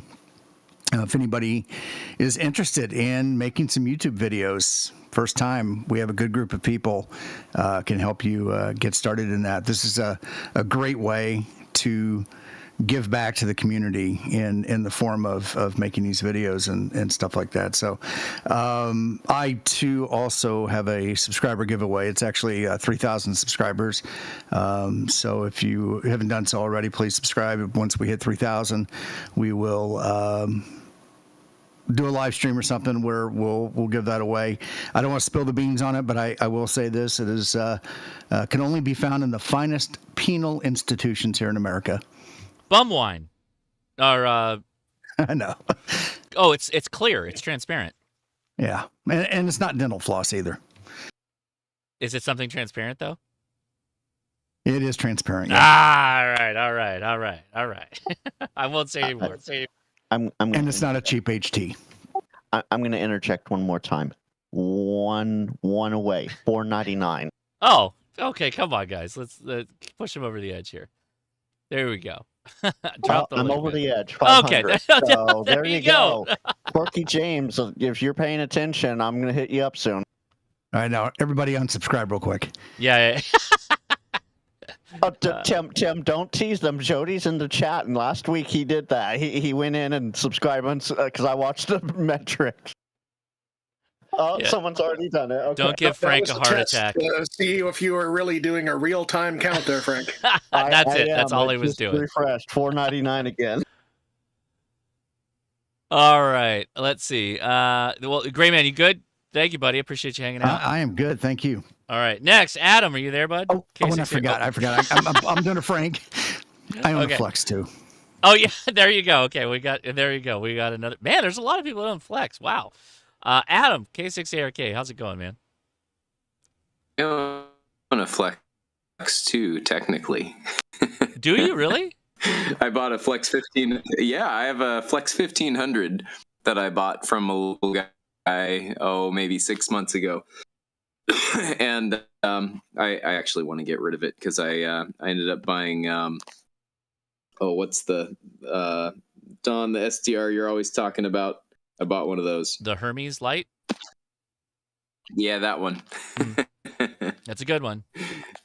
So yeah, I bought the Hermes Light. Excuse me. And I think that's just a much better solution for me. So got something in my throat. Did you get a cold? Are you good? I'm doing well. I was up in Grand Teton. No, I'm good. I think just cats are on me. Yeah. I was up in Grand Teton a week ago and spent a week up there. Got a couple SOTA activations in and a whole bunch of hiking. I think we hiked over 10 miles each day with the family. Had a blast out there. Wow. And getting ready for some mountain rescue training coming up. One of those over 4th of July weekend, extended weekend, will be going back to Mount Clarence King, which is the peak that I didn't quite summit in that 3-video Sierra series from a year or two ago. So going back with some friends, and we're going to try to bring a rope along and try to make the summit this time. So we'll see how that goes. Should be a blast. And then the week after that, I'll be headed up to Oregon for the W70 campout. We had last year over 50 SOTA ops up there for the campout, and looking forward to another fun trip this year. So I'll be shooting video for each of those, and I've got some video to edit from the Tetons, from the SOTA activation, at least one of them up there. Mm-hmm. And then other interesting stuff. I started finally building the QMX that I bought at Hamvention over a year ago. I was thinking about doing that too. How's it going, man? How's that going for you? Pretty good. Okay. So part of my resistance to initially building it, I wanted to wait for the 40 through 15 meter version because Hans was saying, that should certainly be possible. Somebody just needs to figure it out, and I hadn't had time to mess with it. And then Bill N6MTB figured it out and got it working. And then not too long after that, before I started doing the build for that, Dan, AI6XG, if you search his call sign, he's got a really great website with some awesome testing of some of my antenna matching units and different winding styles for efficiency and measuring efficiency. Dan figured out a way to make the QMX work on 40 through 10. So 40, 20, 17, 15, 12, and 10. And that is the build that I have just embarked on, and I'm pretty excited to have a radio that will cover those bands because there's nothing else like it at this point. Yeah, where's the link for that? Where did you find that one at? The info's on Dan's website, AIXG, Alpha India X-Ray Golf. You just search that call sign, you'll come across his website. And there's one of his recent blog entries talks about the 40 through 10 QMX and how you do it. That's exactly what I want. And in a nutshell, what you do, it's pretty awesome. So in a nutshell, what you do, it's probably easiest to modify a high band kit or high band version, and you make you change low pass filter 0. You swap that out with, I believe it's just the standard one from the low band kit that covers 40 meters. Mm-hmm. And then you make one other capacitor change on one of the bandpass filters, which makes it work better for, makes the 15, 17 meter section work better and also cover 20 meters. So he's got the description there on what the changes are. But yeah, 40 through 10 meters is pretty dang sweet in the QMX. What's the call sign again? I just dropped his link in the Alpha. Yeah, AI6XG, Alpha India 6 X-Ray Golf. Got it. Okay, cool. And I will check that out. Thank you for dropping the link too there. Appreciate that, Frank. Yeah, that's exactly what I want. That's perfect. Yeah, it's pretty sweet. All right. Gosh, there's something I'll catch up with you offline. Probably don't want to. We don't need to talk about it in the on the open live stream. But yeah, I'm glad you're back. Sorry we didn't catch up with you on Field Day. I was kind of hoping we might be able to meet up for Field Day this year, but it didn't work out. You were hanging out with the family, which is awesome. So glad you still had fun though. Yeah, it was nice out there, and the Field Day weekend was pretty much my travel home, so I just didn't really have a chance. But it looked like it was pretty cool seeing your video. Neat seeing you get to work a little bit of 10 gig. Yeah. And the quirkiness of that band is really attractive to me. I'm gonna have to build a transverter one of these days. It's one of the guys at the W6TRW club. Devin, I think his name is. I'm pretty sure it's Devin. He has he was saying that he's got a transverter that will work with the 818 that's about a pound. Yeah. And I was like, oh, that's got Adam written all over it. So let me know when you got something to look at. I'll let him know, and we'll try and set something up.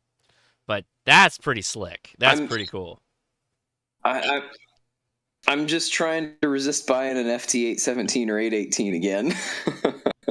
Yeah, they're pretty useful though. I mean, you might be able to do it. Well, that's going the opposite direction because 705 is pretty similar weight to the 818, 817. I think they're pretty similar. Otherwise, it's probably 1.5, almost 2 times, I think. But the 705 or the 818, and they're bulkier. They don't pack flat. Yeah, the 705. Yeah. Can we build a transverter for the True SDX? Probably not. You need something a little closer to 10. So it's like a 2 meter 440 transverter. And that's the trick, right? You know, you typically want to you want to convert down to 2 meters typically, or maybe even 70 centimeters, or something like Josh said, something a little closer to 10 gig. Sorry.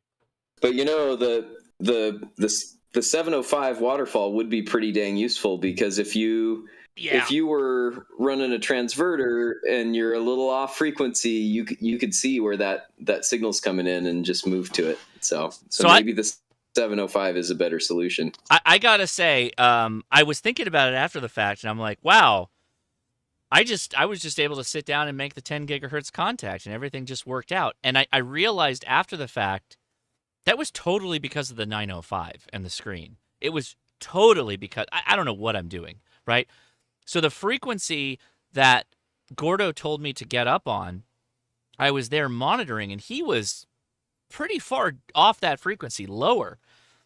And, you know, he was trying to set everything up quickly, so you don't know how long he was sitting there, what the temperature of everything was, all that stuff. And it was only because of the 905 that I saw that little spur that was sitting up there when he was dropping the carrier, and I went, oh, let's scroll down here. And literally, I had to sit there and scroll over to it, and that's where he was at. I'm like, oh, wow, okay, so it was a decent chunk off the frequency, or maybe I was just off the original frequency to begin with. But the waterfall was invaluable for that, particularly for me being such a noob. It made it really much easier, much easier. Yeah.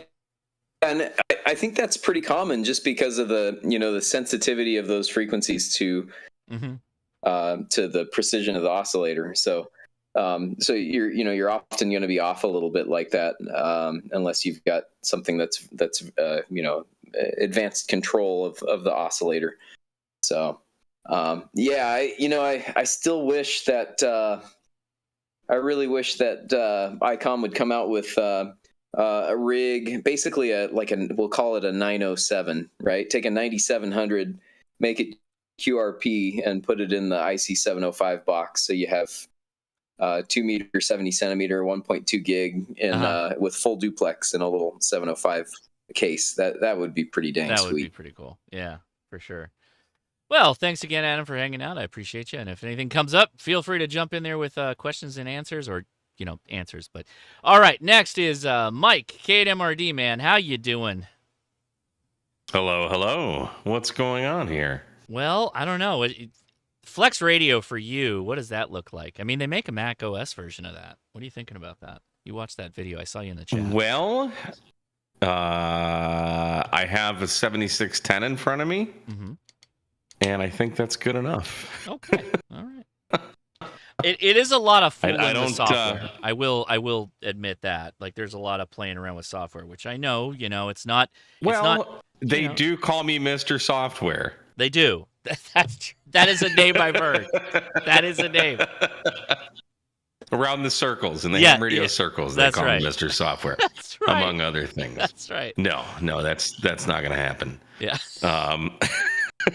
I had every intention of filming a video today until 10 o'clock this morning. I've got Jason gave me this All-Star thing, the Sherry, whatever the hell it is. Shari hooks node? up to a Raspberry Pi 4.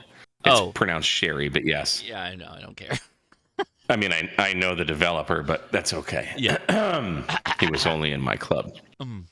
So, the biggest news for me that I've been playing around with all day is that I am talking to you now on a Shure SM7B. Oh. Yes. And I bought this microphone. I bought it used from a ham who may do live streams. I'll not say his name, but his call sign's K6EGG. Oh, okay. He actually may be live streaming right now. He's probably live streaming right now. That guy's always live is. streaming. He's always live streaming. Wait, let's hop over there and see if we can buy him another radio real fast. I don't think there's a new radio tonight. Go ahead. I've been very vocal that I'm a Shure fanboy. Yeah. I've been pining over this mic for, I mean, years and years and years and years, decades probably. So I bought this, and then I bought a new mixer, just a cheap Behringer, but it's got a USB, so I don't have to go through the external USB interface that I was using. And then I bought the not the Cloud Lifter, but the what the hell is it called? The FET Het. Yeah, I the think inline one. Yeah. And sounds good. I've been playing with it all day. Everybody says it sounds good. I have literally everything set up exactly the same way to my radio. And I heard a guy in Canada who was like 15 over. His name's Mike. I forget his call sign, and I didn't hit enter to log it. So I don't know. But he's this Canadian guy that's always on the air. And the bands were dead today. And I was like searching every band all over the place for like someone who had a really good signal for me to test the audio with. So I finally saw him. I waited for him to finish a couple QSOs. I threw my call sign out. He came back right away. I'm like, hey, how's the audio? He's like, it sounds terrible. I'm paraphrasing, but so something is bad with the radio's audio. I've turned the mic gain way down, but I haven't talked to anybody since then. But I think the mic gain at like 1 might be where to put it. So I don't know, but I will say that listening to you talk right now, it sounds like you're picking up some background reverberations, like room treatment stuff. Yeah, well, this whole house is plaster. I was worried about that too. And as I was just listening to the headphones all day today, I'm like, there's a lot of room noise. Hang on, let me turn down the gain. So I turned down the gain a little bit. Is that any better? Hold on. Might not so even that's be able to the hear other me. thing with that mic is you adding more gain isn't always the solution, particularly if you're doing it from the mixer. Okay, let me adjust your volume a little bit because I did. No, I turned the gain down. Yeah, no, that's usually the way to go with that mic. Yes. Come back. Come back. Testes 1 2. Check 2. Sibilance. Yeah, you lost. Check 2. Sibilance. So I was ducking your audio a little bit through Discord to bring it down from 100% to 90%, and so now that you ducked the gain down, brought you back up to 100, and you you now have that SM7B sound. The SM7B has a kind of a unique sound profile, and if you're picking up like room noise, it's probably because you've got too much mic gain. Yeah, so I'm looking at the mic gain. I'm looking at the input on I'm peaking maybe -10 on the mixer here. So yeah, the gain is not hot at all, but I turned it down a little bit. So so that's what I'm fussing with, and I don't know. We'll see what happens. But other than that, I got a cool new antenna a few weeks ago that I've been wanting to build. It's called a dually. A dually. And it's a 49-to-1 on one side and a 9-to-1 on the other. So you wrap 2 transformers on one antenna, and then you plug in a wire on the 49-to-1 or the 9-to-1 side. Yep. So hopefully I'm going to make that this week and have that. I'll probably have that published Friday, maybe. I have no idea. But this week's, if you don't watch anything from me, watch like the last maybe 45 seconds of Monday's video. Okay. There's a question I got, and there's a channel that I watch. I don't think I subscribe to him, but I should. There's this pianist. I don't know what the hell his name is. Okay. But he's just very deadpan. He just stares into the camera. Great. While he plays piano. Great. Okay. Good. Yes. And he's amazing. Like he's a concert level pianist. Like this guy's brilliant. Yeah. Okay. So I took inspiration from the way he does videos, and I answered this question in my Monday's video. And the question was, and I think everybody can learn from it, how do you keep your, specifically the question was, how do you keep your ATOS antenna from being stolen? Vin Hetero, there it is. Yes. Brocam. I need to go subscribe to him. So I do a Vin Hetero. I'm sure I'm murdering his name, but I do a Vin Hetero version of how to not have your mobile antenna stolen. Uh-huh. And it's probably the best cinematography that I've ever filmed. There you go. Okay, very good. I will check that out then on Monday, right? Because this is your Monday mailbag. Yes. And that's about all I got. Very Other than good. that, I hope everyone's doing well and antenna on. My simple answer to that is take the antenna off and put a cap on. That's what I do. Well, that's too simple an answer. Actually, that's spot on. I did buy. You were talking about the QMX, whatever it is. So I bought one of those, but I feel we talked about this. I'm not trying to build that. Oh no, with you said frequency you drift. bought the pre-built. Yeah. You bought a pre-built. Yeah. Yeah. Okay. But now Adam's talking, and I don't remember which version I bought. Is it 20 through 10? But now he's got a 40 through 10 version by switching a cap and a something or other. Yeah. So there are a number of changes you can do with radios to make them different bands, and so that's what Adam is talking about. And specifically, so if you go to the QMX page, you can just buy this thing, right? It's $100. Yeah. Your kit options. Hold on. Version. You can pay for it. Right. So see the options here, right? You can go 10 through 20, 15 through 60, which is like, or 20 through 80. Yeah, I think I got the 10 through 20. Right. So that's what hams want is 10 through 40. That's what they want. I think. Yeah. I think that's what they want. Yeah. And so I was struggling because I'm like, it's 80 through 15 or 20 through 10. So I just bought the 20 through 10, but I'm having them build it. Yeah. So question for Adam. I'll go back to Adam. Adam, what the hell did we buy? Because he only had like one option when we were at 4 Days in May last year, right? Yeah, that was so at that time all he had was the low band version, 80 through 20 meters. Okay. So we have to modify that a little bit more to get it down to 10? Yeah.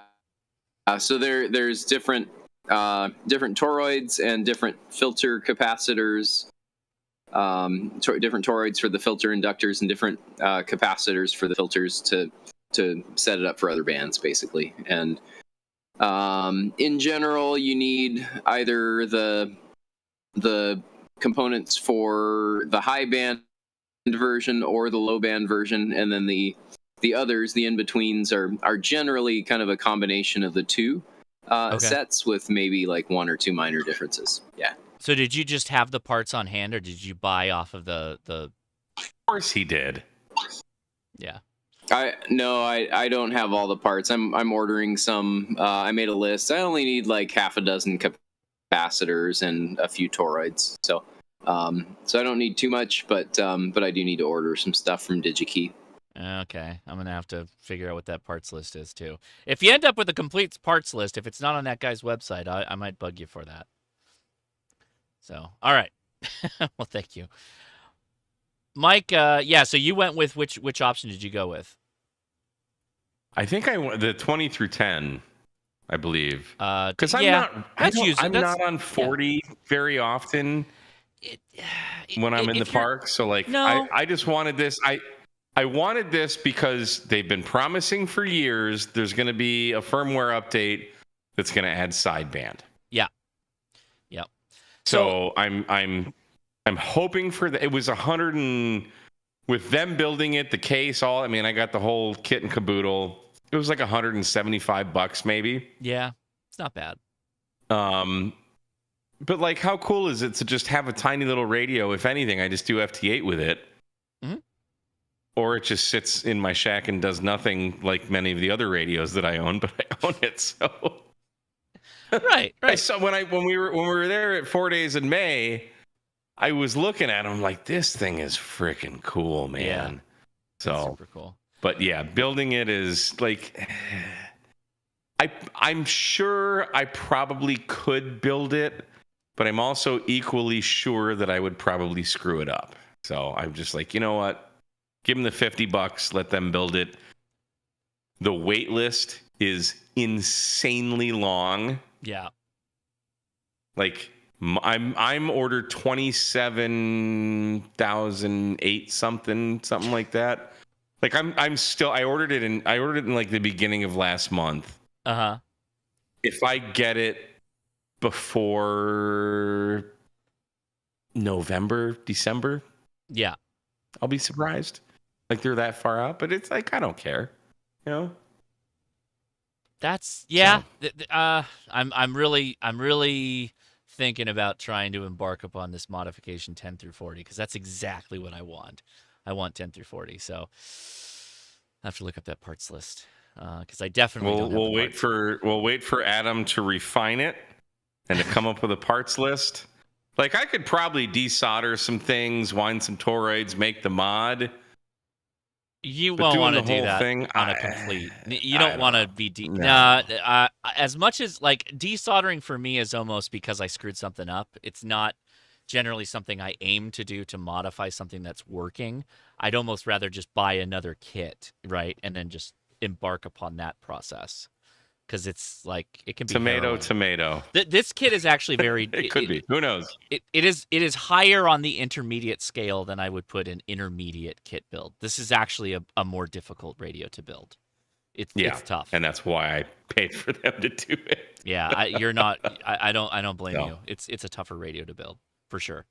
Antennas I can make all day long. I have never built a radio, and I looked at all the schematics, and I've looked at all the step-by-step instructions and the build videos, and I'm like, my other problem is patience. But look at those toroids. Yeah. Okay? No. Yeah. The binocular toroid is dexterity. Yep. Dexterity is a thing that I don't excel in. I don't have great dexterity in my hands when it comes to my handwriting is atrocious. Mm-hmm.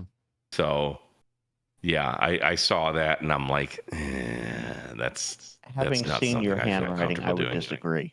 Yeah, the binocular is not trivial, and then there's also like a I don't remember what it's called, but it's multiple wires that are wrapped up. Trifiler or something like that. Yeah, the trifiler is another one that's kind of a bit non-standard. And then, there's just a lot of toroids too. There's just a lot of them that you got to play around with. So yeah, keep that in mind. It's not a trivial and build. They gotta be wire's got to be spaced properly. Yep. You can see that. So looking at that picture, you're looking at that. You're like, oh, some of the gaps are not like even. That's on purpose, guys. That was done on purpose. Yeah. So keep that in mind. And if you look at I've been watching K6ARK's videos for many years, and I celebrate. I specifically remember. I do, and he was building. I think this was like way before he was even doing the antennas that he's selling, but he was doing experiments and just tuning an antenna with the toroid, and he's showing how just kind of spreading apart or moving closer together the wires that are wrapped around the toroid are going to affect the impedance and the SWR and all that stuff. And it's like, on a radio, no. I would build a Zygo G106 if I had that radio and I built it myself. So that radio's crazy. Are they still selling those things? Dude, I almost bought one. Did I tell you? You hated on that thing. Didn't you make a video like you were gonna throw it in the toilet? I made several, but so Chris K2CJB made a video like 2 weeks ago because he's friends with Tracy from Outdoors on the Air, and Tracy's like, he's a big fan of the 817, and as we all are. I've got the 818, love it. But Tracy was like, it might be a good idea to have a backup radio. So Chris bought the G106 because it was on sale for like $230 with the DE19 USB interface. I'm like, for $200, like, dude, I was like, I had my finger hovering over that buy button. But then I went on YouTube and I'm like, is anyone actually using this radio? And all you can find, if you Google that radio or you YouTube that radio, there's a bunch of us doing reviews on the radio. Right. But there's literally nobody actually using that radio. Right, right. And I'm like, because I'm like, maybe they did a firmware update, which Zygu, they didn't. But, so no, I didn't buy it. But for $200, $230, it was very tempting. But no, screw that radio. Yeah. What are you doing? Okay, bud, you got to go inside. No, we're not messing around with that. No, we're not playing. There's a hack that I saw on YouTube. No, we're not playing Mario. We're not playing. Okay, go inside. Go, please. We're not. You can't start with a minigun in Mario. Is there a QMX Mario hack? He's now, I guess, in the world of, he's in elementary school and kids are talking about like crazy hacks that they did in video games, and he just told me, he's like, oh, you can get a minigun in Mario. You cannot get a minigun in Mario. No, go inside. Go inside. You can't. Listen, Ben, no, we're not doing that right now. Please, listen to me. Go inside. Go inside. Later. You got to let me finish. Go inside. Movies later. Live stream first, movie later. All right. Sorry about that. Okay. I totally lost. Every train of thought has been lost. That's okay. Next YouTuber, or are there any questions? Well, since I have the list, Kyle's up next if he wants to go. Yeah, Kyle. Thanks for hanging out, man. How you doing? Good. First, thanks for allowing me to come on and punish you with my flex knowledge. Dude, no, I'm grateful, man. I it's nice to know that there's a number of people I can reach out to, so I appreciate you. Yeah. Good community. If you haven't signed up for the forum, you probably should go over to the Flex Community Forum and sign up there. And a lot, if you get stumped, there's a lot of great people over there that can answer questions. Oh, I definitely will do that. Yeah. Let's see. If you're not familiar with the channel, thanks for all the subs. Appreciate it. Every 2 weeks on Monday, I do a new CW Operators Roundtable. I am a new CW operator, and every 2 weeks on Monday at 8 p.m., we've got a whole roundtable of people, and we talk about, learning CW, new CW trials and tribulations, and not this Monday, because I got another live stream coming up, but I'll talk about that. But the next Monday in July, we've got Ed, W4EMB. If you know anything about Long Island CW Club, you probably have taken a class from Ed. He is a really good CW operator. He's got a YouTube channel. If you search his call sign, W4EMB, you'll find his videos. But I typically, the weeks that I don't do a CW Roundtable live stream, I usually do a Thursday live stream. Well, 4th of July is on a Thursday, so I'm not going to do a live stream. But Monday, so in a couple of days, Josh just made a contact with him. The Traveling Ham, KE0VIM, is going to be on. This guy, he's an RVer. He's full time, and all of the stuff that he has done on the road and all of the national parks that he has activated is just amazing. Yeah. The reason why I'm going to have him on is not only is he amazing and all the crazy places, like he's activated from the bottom of the Grand Canyon. Oh, that's tough. Yeah. Yeah, I mean, it's hardcore. But so there's a whole bunch of us that are going out to Yellowstone in a couple of weeks, and we're going to spend a couple of weeks out on the road. And he just went to Yellowstone for like 4 weeks and he got a kilo, I think, in Yellowstone. Mm-hmm. So I'm interested in all of the things that he did in Yellowstone. So I'm going to have him on the stream on Monday for a special stream that was supposed to be on Thursday, but again, 4th of July is on Thursday. But other than that, I mean, we talked about CW, POTA, Node-RED, contesting, Flex Radio. I said that I got a Yellowstone trip coming up, and I'm really excited about that. A bunch of people in the chat are going to be there. Rob is going to be out there, Digital Rancher, Jason, Ham Radio 2.0, Tank Radio. We've got a whole slew of people going out to Yellowstone. But the thing that I wanted to talk about, not to talk about, but hint at, is this probably the my most favorite operating event of the year is coming up, and it starts on July 1st. It's the 13 Colonies. Oh, okay. All right. I love working the 13 Colonies. I don't know why. I just absolutely love that operating event. So it's 13 of the original colonies. They all get 1x1s, and they're all on the bands. And it's an event. If you work all the 13 colonies, you get a certificate for working all the stations. And I love the event. I'm done. That's it. So that is also, just everybody listening. If you're actually on the East Coast or closer to the East Coast, you have a bit better time with that event. I always have a challenge trying to get more than like 6 or 7 in the log because I just can't hear them. I just can't hear them. So it's a really fun event though. 13 Colonies is really good, and the you also try to get the DX because you have like France in there and Great Britain and some other locations too, right? Yes, yeah. Typically, it gets annoying whenever like the guy from France or the team from France that does that operates that call, like they only do CW on 160 meters, and you're like, really? Dude, come on. Yeah. I know that Don Wilbanks from Ham Nation, he's big into 13 Colonies. I think he sweeps it every year. And so I'm always wondering, like, how do you? He's much closer, but like, how does he get in France? Because that's always the difficult one for me, obviously, among others. But yeah. So I will add on to that. K2A through K2M and GB13 call and TM13 call, as well as a new special one, Kilo United 2 United Sierra. It runs from July 1st at 1300 UTC to July 8th at 0400 UTC. You don't need all 13 to get the certificate. Just one of them will do it. But yeah, it's great to get a clean sweep.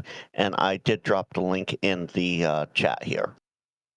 Okay, there you go. Very good. All right. Well, Yeah, thank you, Kyle. You can usually find those guys. They're on FTH, CW, and sideband too. So there's different options. I believe I worked multiple different ones on every mode. So FT8, CW, and single sideband last year. So And the contact's a contact for the certificate, so you don't need to have all voice or all CW. You can intermix them. I want all of it. You got to do the clean sweep. I'm not going to try and get you got to do the clean sweep from my point of view. That's the way to do it. It's kind of like me in sweepstakes, Kyle, which is another one of your. You still get a clean sweep. It's the you don't have to. I mean, if you can only get a station on CW, get it on CW, or only get it on FTA, where all your other contacts or CW or sideband, that's still considered a clean sweep. I see where you're going. Making the contact. Yeah.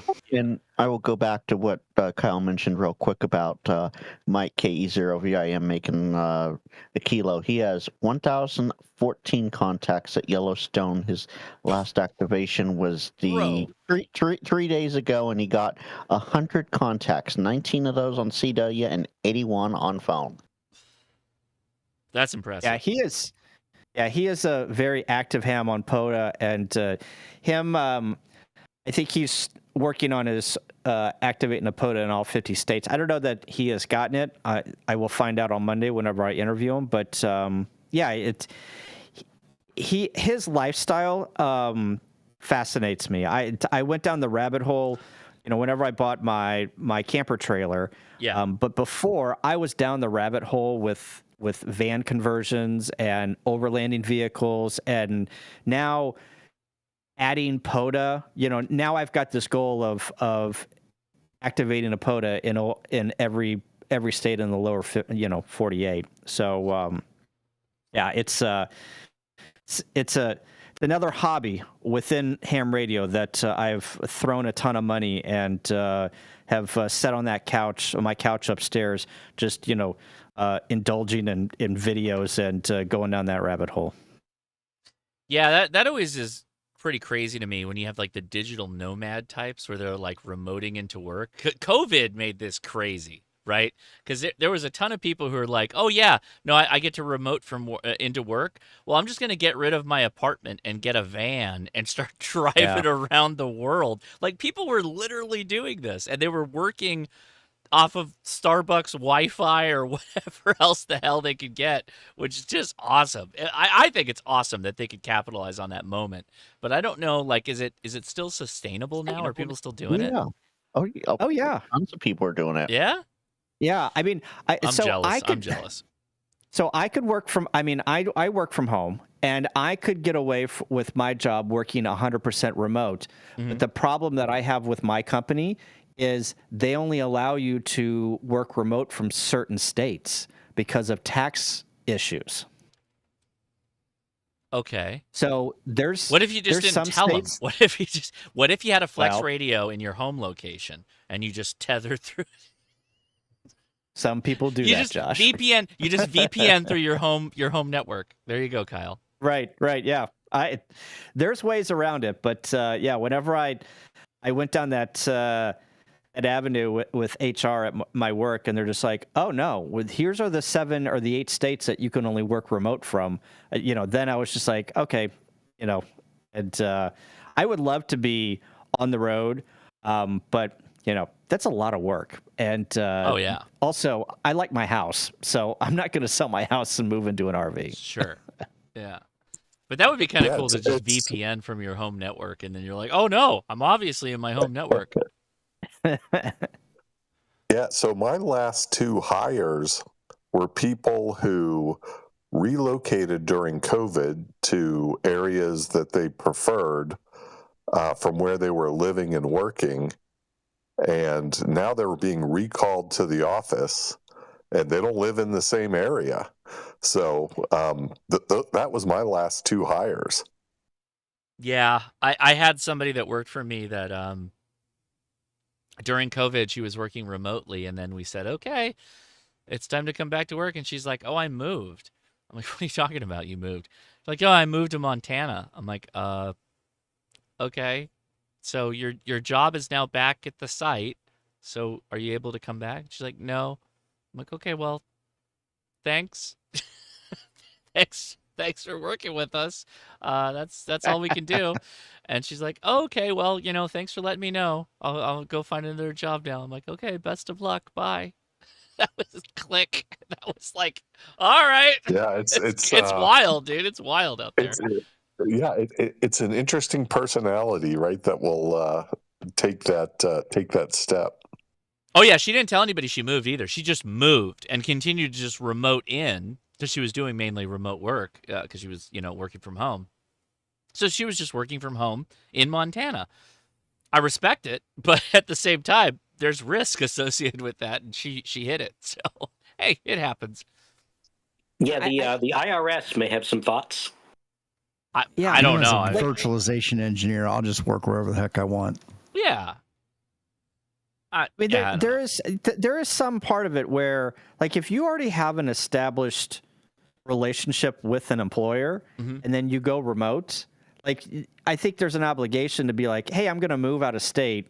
Can we talk about this and see what's going on? It's another thing whenever you get a job and it's 100% remote and they know it's 100% remote, and you basically, as long as you are on your computer at 8 a.m. and clock out at 5 or whatnot, and if that's the expectation and they don't have any tax issues with working in different states, then there's 2 different levels there, right?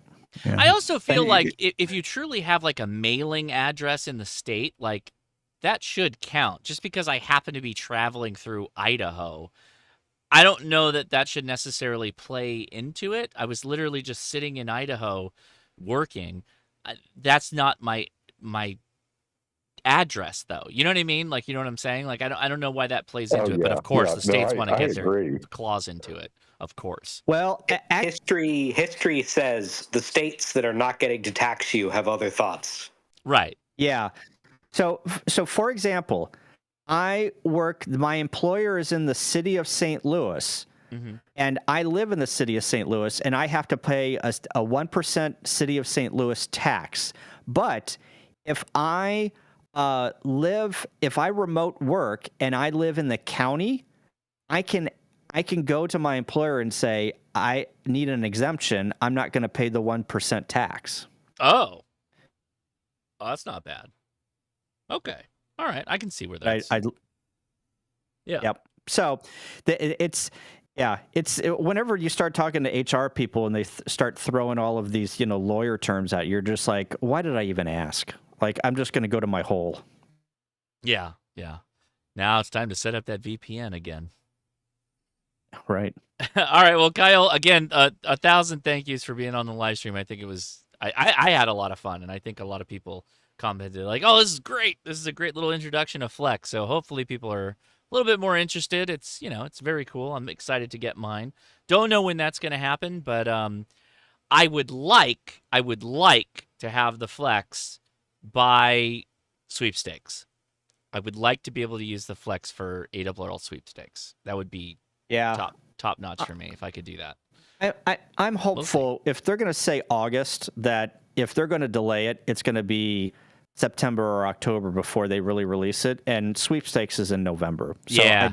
Hopefully, yeah, you and me both. I would love to put the new Flex at the contest station and put it through its paces for sweepstakes. That's a good time frame. Yeah, right. You got anyone too, Cal? Yeah, I put a deposit down. Yes. Yes, I'm excited. All right. Thank you, Kyle. I appreciate you. Thank you. All right. Last up on the list is Paul, the Prep Ham. Paul, how's it going, man? Hey, good evening, Josh. Thanks. Oh, your audio is way low. Is that way low. Hold on. You're way low. I'll bring it up in Discord.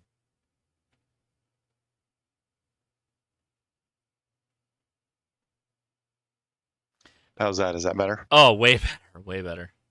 Yeah, I lowered the Discord gain on that, so I brought it back up. Yep.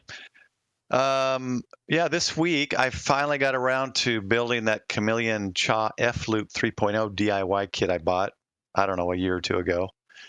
So I kind of broke that down in 3 different videos, the assembly and then SWR testing it and then using it. So that's up this week. Then I made a short with the 2001 Space Odyssey theme, of course, just showing the loop and circling around it. And then this Sunday, every Sunday night, 9 p.m. Central, I do a Sunday night rag chew. Sometimes I have guests. Frank's in there sometimes. Ham Jazz. We've got Wes. Some other guys have come on. This week, since I cracked the 2K subs, I'll be doing a giveaway. So for those of you who don't have a radio that needs a, shall I say, audio interface, you might want to join me on the live stream and get in the giveaway. So that'll be happening Sunday at 9 p.m. Excellent. Well, thank you, Paul. I appreciate you hanging out. Yeah, very good. All right. So let's see. I think I've got, well, I don't want to talk about the videos I'm working on. I've got some stuff coming up next week that are going to be pretty interesting. But yeah, I think that's all I'll say about that. Let's go back to questions. So anyone on the Discord, anyone in the YouTube or wherever you're watching us, most of the chat rooms link up, even Twitter. So if you have any ham radio questions, anything, anywhere, let's answer them. We're going to take a couple more of them, and I'm probably going to get out of here because I can smell my wife's cooking right now, and it smells really, really good. So I want to go eat. So anybody, anywhere, questions, go for it. I keep forgetting you're in California. It's 20 minutes till midnight here. Oh, yeah, no, it's like 8:30 here. Any good T-Beam 3D print files from Chris Bricker? Yeah.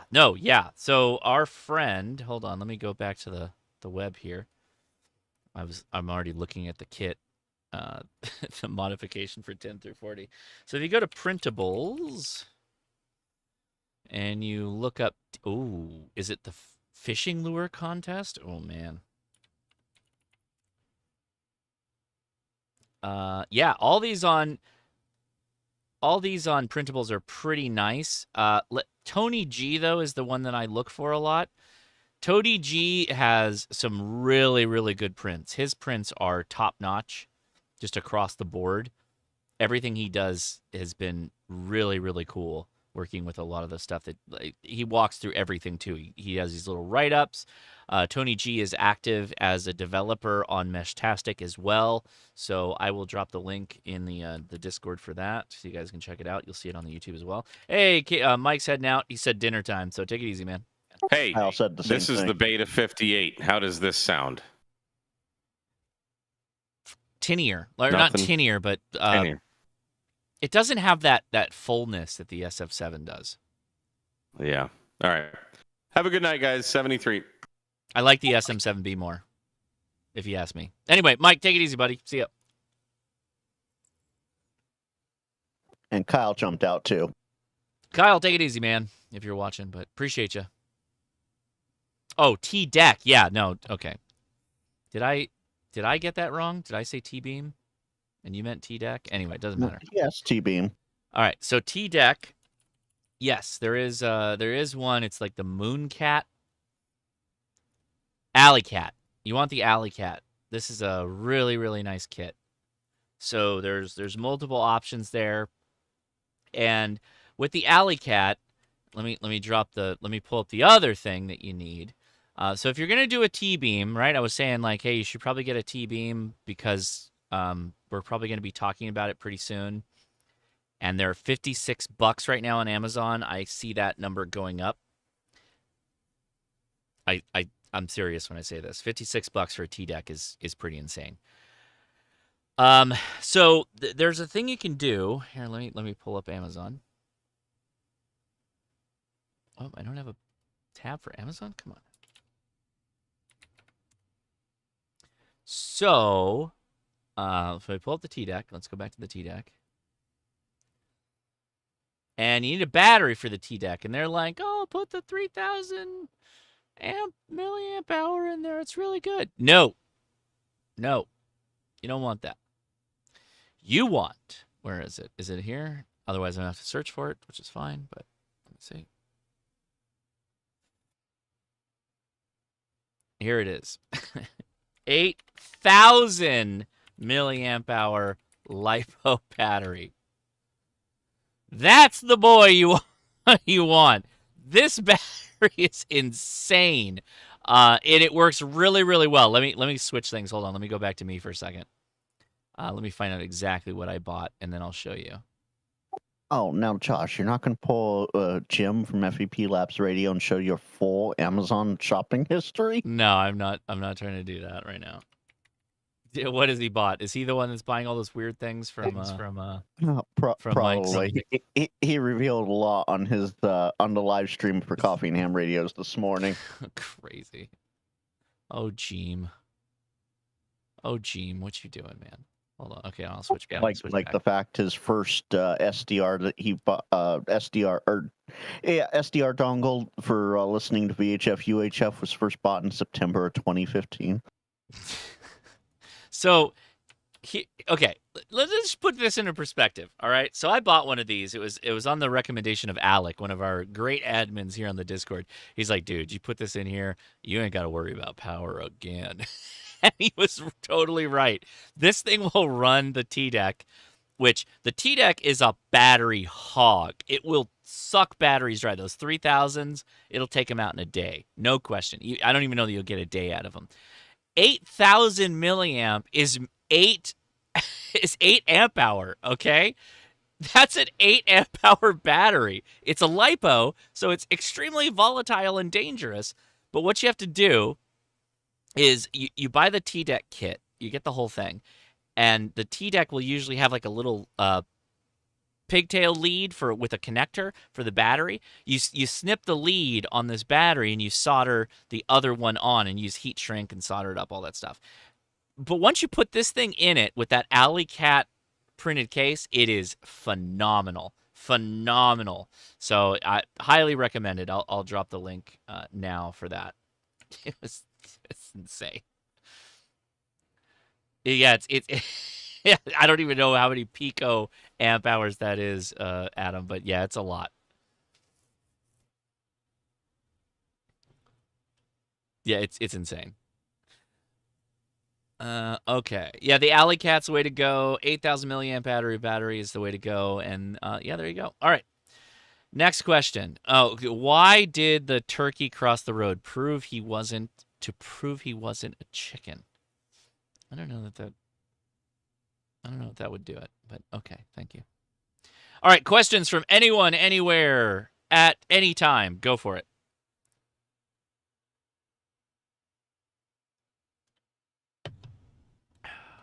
Well, that's it. Okay. Oh, good GPS unit for the T-deck. I'm glad you asked. I'm going to have to go back here for a second. Well, while you're doing that, there's also another question came across from Twitch. Any recommended cup holder mount systems for radio bases? Cup holder mount. Yeah, Lido mounts. Lido has LIDO, Lima, India, Delta, Oscar. They have cup holder mounts that are actually usable.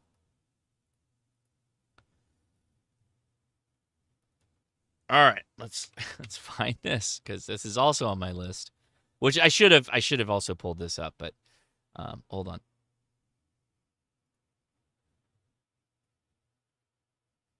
Okay, so what GPS should you use with your T-deck?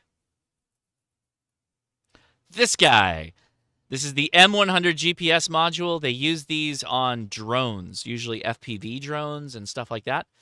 Alleycat actually has a video. You can go check her video out on YouTube that shows you how to set this up. It's very straightforward, except that T-deck to GPS, the TX and RX wires are switched. That's the only thing you have to remember. So yes, this is the proper solution. It's very inexpensive at $16, but you have to switch the wires. So I will drop the link for that as well. And there you go.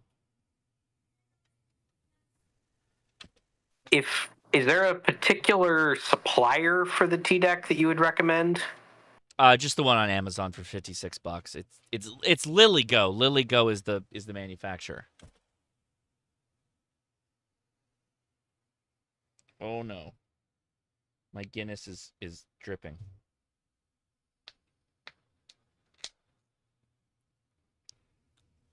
All right. Back to questions if you got them. Yeah. Have you ever tried Guinness in Ireland? No, because I've never been to Ireland. Everybody says that, though. They're like, oh, you never had Guinness in Ireland? Is it that different? If you have the chance, it's better. I mean, if I'm ever in Ireland, I can guarantee you I will be drinking a Guinness. I can guarantee it. Why is it different, though? What's the could you put it to words why it's better? Oh, man. Yeah, I'm going to just fail and say the flavor's better. I don't quite know how to say it. Is it better because you're sitting in Ireland in a pub and you're experiencing the Irish experience and that's why it's better? You know, I'm sure that helps. Yeah. But no, there's distinctly, like, my guess is just that there's an aging effect in the can. I mean, like, they have the fancy ball thing, but like it isn't the same. I have an answer. Okay, I'm ready for the answer. Go for it. First of all, the fancy ball thing is called a widget. It's literally called a widget. The second thing is, in Ireland, Guinness is served with a mix of 75% nitrogen and 25% CO2. Okay. What is it in the States? Well, if you're getting it off the can, since it's brewed at St. James Gate, I mean, you have the effects of it sitting in a can for a while. If you're getting it off draft, everyone just does CO2. Straight CO2. I thought a Guinness draft is they have a nitrogen tap. That's the whole point of the perfect pour is it has nitrogen. If they are knowledgeable and they know, yes, they'll do straight nitrogen, but they won't get the fancy bottle that's got the mix of 75% nitrogen and 25% CO2. It'll just be straight nitrogen or straight CO2. Are we talking? So we're mixing our Guinnesses here. Are you talking about out of a bottle or out of a can? Or are you talking about out of a draft? Out of a draft, but out of a can, since it's brewed in Ireland. Stop. And wait. You just said out of a draft, but then you went back to out of a can. So what are we talking about? So you go get a Guinness draft in Ireland. Why is the Guinness draft in Ireland better than the Guinness draft in America? Draft only, it's the mixture of gases. Okay. We don't have the fancy mix over here. Comment. Okay. Go ahead, comment from the UK. Right, what it is, the Guinness we get over here, and you get in America is Guinness Light. Right? What does that mean? Guinness. No, hang on. Let me finish. Okay, go ahead. Genuine Guinness won't travel. Okay, all right. It don't travel. Right? It's too thick. It won't travel. Okay. So the stuff we get is the sort that will travel. They had to make one that will travel because dark beers don't travel well. That's probably so. The Guinness they get in is different in its makeup and its texture. It's a lot thicker. Mm-hmm. So it is completely different to the Guinness you get in a can or out of a pump anywhere other than Ireland. So that is what it is. It's a different beer. It tastes similar, but the texture and the way it's poured is the key. Like, the stuff comes out in one lump or two. It's the texture of it is so different, but it's still Guinness. Okay. But to put that in a barrel and send it somewhere, it won't.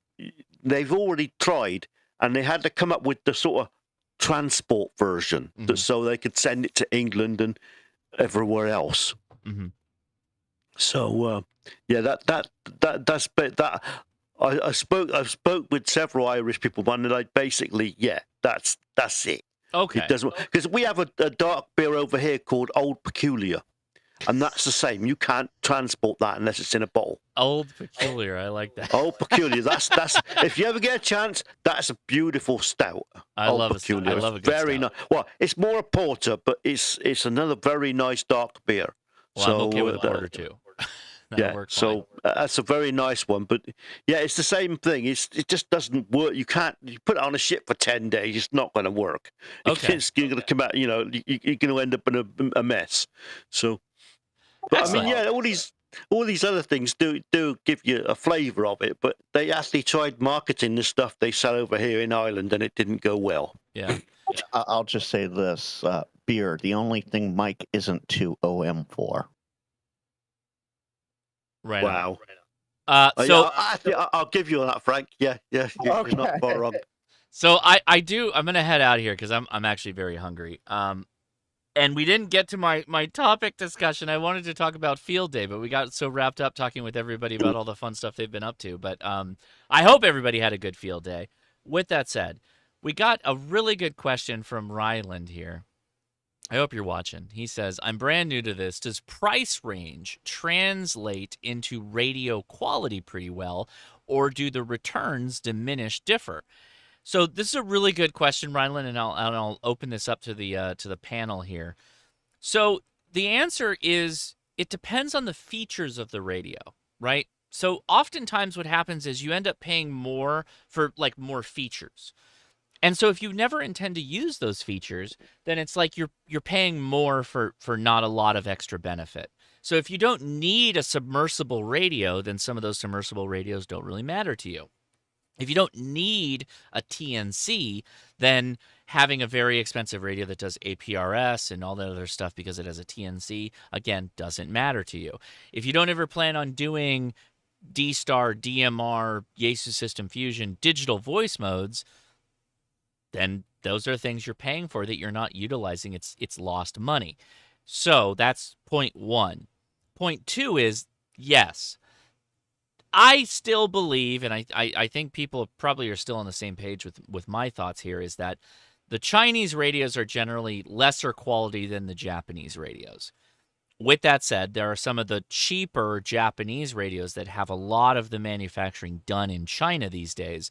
So it's kind of hard for us to point a finger and say that's the Chinese radio, that's the Japanese radio. It's still pretty easy to tell, but the major manufacturers of amateur radio being ICOM, Yaesu, and Kenwood, those radios generally, regardless of which one you get, is likely going to be a higher quality than that of its Chinese counterparts. There are exceptions. Wushun, a Chinese company, is a very good radio. I really do like them. There are a couple of other Chinese manufacturers as well. But the argument, I think, still stands. If you're talking dollars to dollars and the feature set is the same, paying a little bit more usually gets you better quality. There is somewhat a diminishing return, though, if you're talking hundreds of dollars. So I'll open it up. Who on the panel wants to jump in on that one? Because I think it's an interesting question. Your discussion here seemed all about VHF UHF HTs. Yeah, because they said I'm brand new to this. Okay, I was wondering why you're doing that, because I think in HF that's not necessarily the case. I mean, I think that's still the case for HF. Where's the exception? I agree with you on the Chinese stuff, but dollars do make a difference in HF, and those features sometimes are very worth paying for if you have the money. And a lot of us are jealous, of the fact that you can't pay the money to get the features that you really like. The radio you were showing tonight, beautiful radio.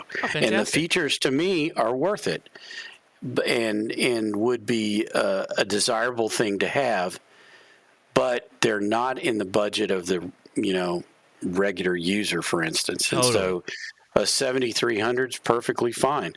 An 891 difference between that and a 7300, there are quite a lot of differences, and 7300 may be worth it to you to spend that extra money to get that. So in that case, to me, the feature set in HF is quite different than VHF, UHF, because I think a lot of the things you're talking about in terms of features in the expensive radios are exactly that. They're things you look at and go, yeah, I don't really care about Yaesu Fusion, or I don't even care about any of the digital modes at all in HF, VHF, UHF. So that's different, I think, from HF, because I don't think you have the same. Really, the thing you're paying for in HF is very key to the radio and to your enjoyment of the radio. In terms of noise reduction and things like that are something that you'd literally be sitting in front of every day. I think those are good points. It's always really tough with these questions, because the reality of it is that when someone says new, I generally think VHF, UHF, maybe 10 meters. Maybe they're dipping their toe in HF, which, great. I welcome that. I think you should actually be looking into HF ham radio. That's where I think the best fun is in ham radio. And Don's right. At that point, then it almost gets harder because now you have to be even more cognizant of, well, I'm going to take this outside and I'm going to set up in a park, or is it going in my car? Is it going in my house? How much antenna am I going to put up? How much money am I going to spend in this? So don't get too scared. There's a ramping up that you can do over time. But Don's generally right. There is also kind of a ramp up of different qualities of radios that exist. Varying price range, extreme varying of price range, but you can still get good stuff. Even the Chinese side on HF, I would argue that the Xiegu G90 at about $500 is easily a good stopping point for somebody who's brand new in the hobby. That's true. Ryland also came back and said, great, thank you. This helps a lot. Wish him luck on his tech and general test coming soon. So there you go. Very new. And I think, Josh, you mentioned it earlier. Go get the $18, $20 Baofeng, get a good programming cable, get your feet wet, play around with it, and take it from there, because everything they've said is all subjective to the person and to the individual. So give it a try, play around with it, and that's the nice thing about the Baofeng is it's so inexpensive that it's a great entry level radio to find out where you want to go and if you really want to dig into this. So take that for instance. $18. Let's say you program your local repeaters. There's no activity. There's very little VHF, UHF, and you do what Ryland did, which you get your technician and your general. So okay, you explored the local VHF, UHF frequencies, not seeing a lot of activity. So you're like, okay, I'll just get on HF. Great. Now you have that option because you got your general. Now you can explore 10 meters, 20 meters, 40 meters at night. Boom. Now you have tons of different options. That is a much longer answer to the question. But yeah, there's all kinds of options for you. And the world truly starts to open up when you get into HF as well. So yeah, good question. Yep, I agree. Restream Sonic got getting your general is highly worth it. Yep, I recommend that as well. All right, guys, I think I'm going to wrap up here because I am going to go eat. I'm very hungry, and I think we're going to watch a video. But we didn't hear about what you think of the Acolyte. So you know what's crazy is I haven't gone back to talk to Alec. Alec was the one, he's like, you should go watch the Acolyte. And this is before the third episode came out. Then the third episode came out. Holy smokes, this is wild. So the third episode, I watched the third episode, and I haven't watched the fourth, but I heard that's also, I think there's a fifth out now. It's too much, man. The writing is bad. It's a lot of like, why are we doing all of this stuff? It's Star Wars. Like there's just too much of this. Now, don't get me wrong. I think the idea of a Force-sensitive witches coven that the Jedi, like the religion of the Jedi, is like trying to stifle them. I think that's kind of interesting. They had an interesting angle they could have taken there. I thought that was kind of fun. But then they start doing the chant of like the power of one, the power of two, the power of many, and I'm like, oh no, this is crazy, guys.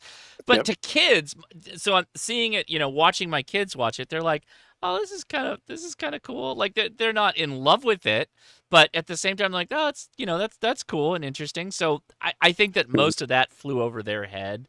The picky stuff that I'm doing. But yeah, I don't know. I don't know how well this is going to do. the twin girls that have been separated for years and years and years, but yet they have the same hairstyle. Same haircut. Yep, same haircut. Yep. The third episode is definitely not the worst. Oh, no, that's the not fifth good. is. Oh no. It's downhill. I keep threatening to watch what's the actual good Star Wars show? Was it Andor. Andor, yeah, Andor's good. Everybody's Andor told me was that good. that Andor's good in spite of it being a part of this whole Star Wars mess that's been going on. Mm-hmm.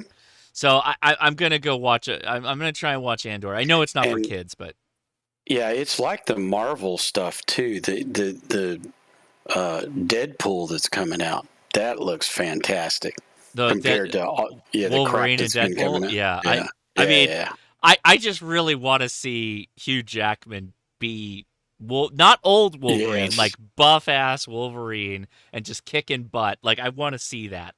And him teaming up with Deadpool and Deadpool being Ryan Reynolds is like, it's perfect. It's the last hurrah of the MCU because everything the MCU has come out with has been trash.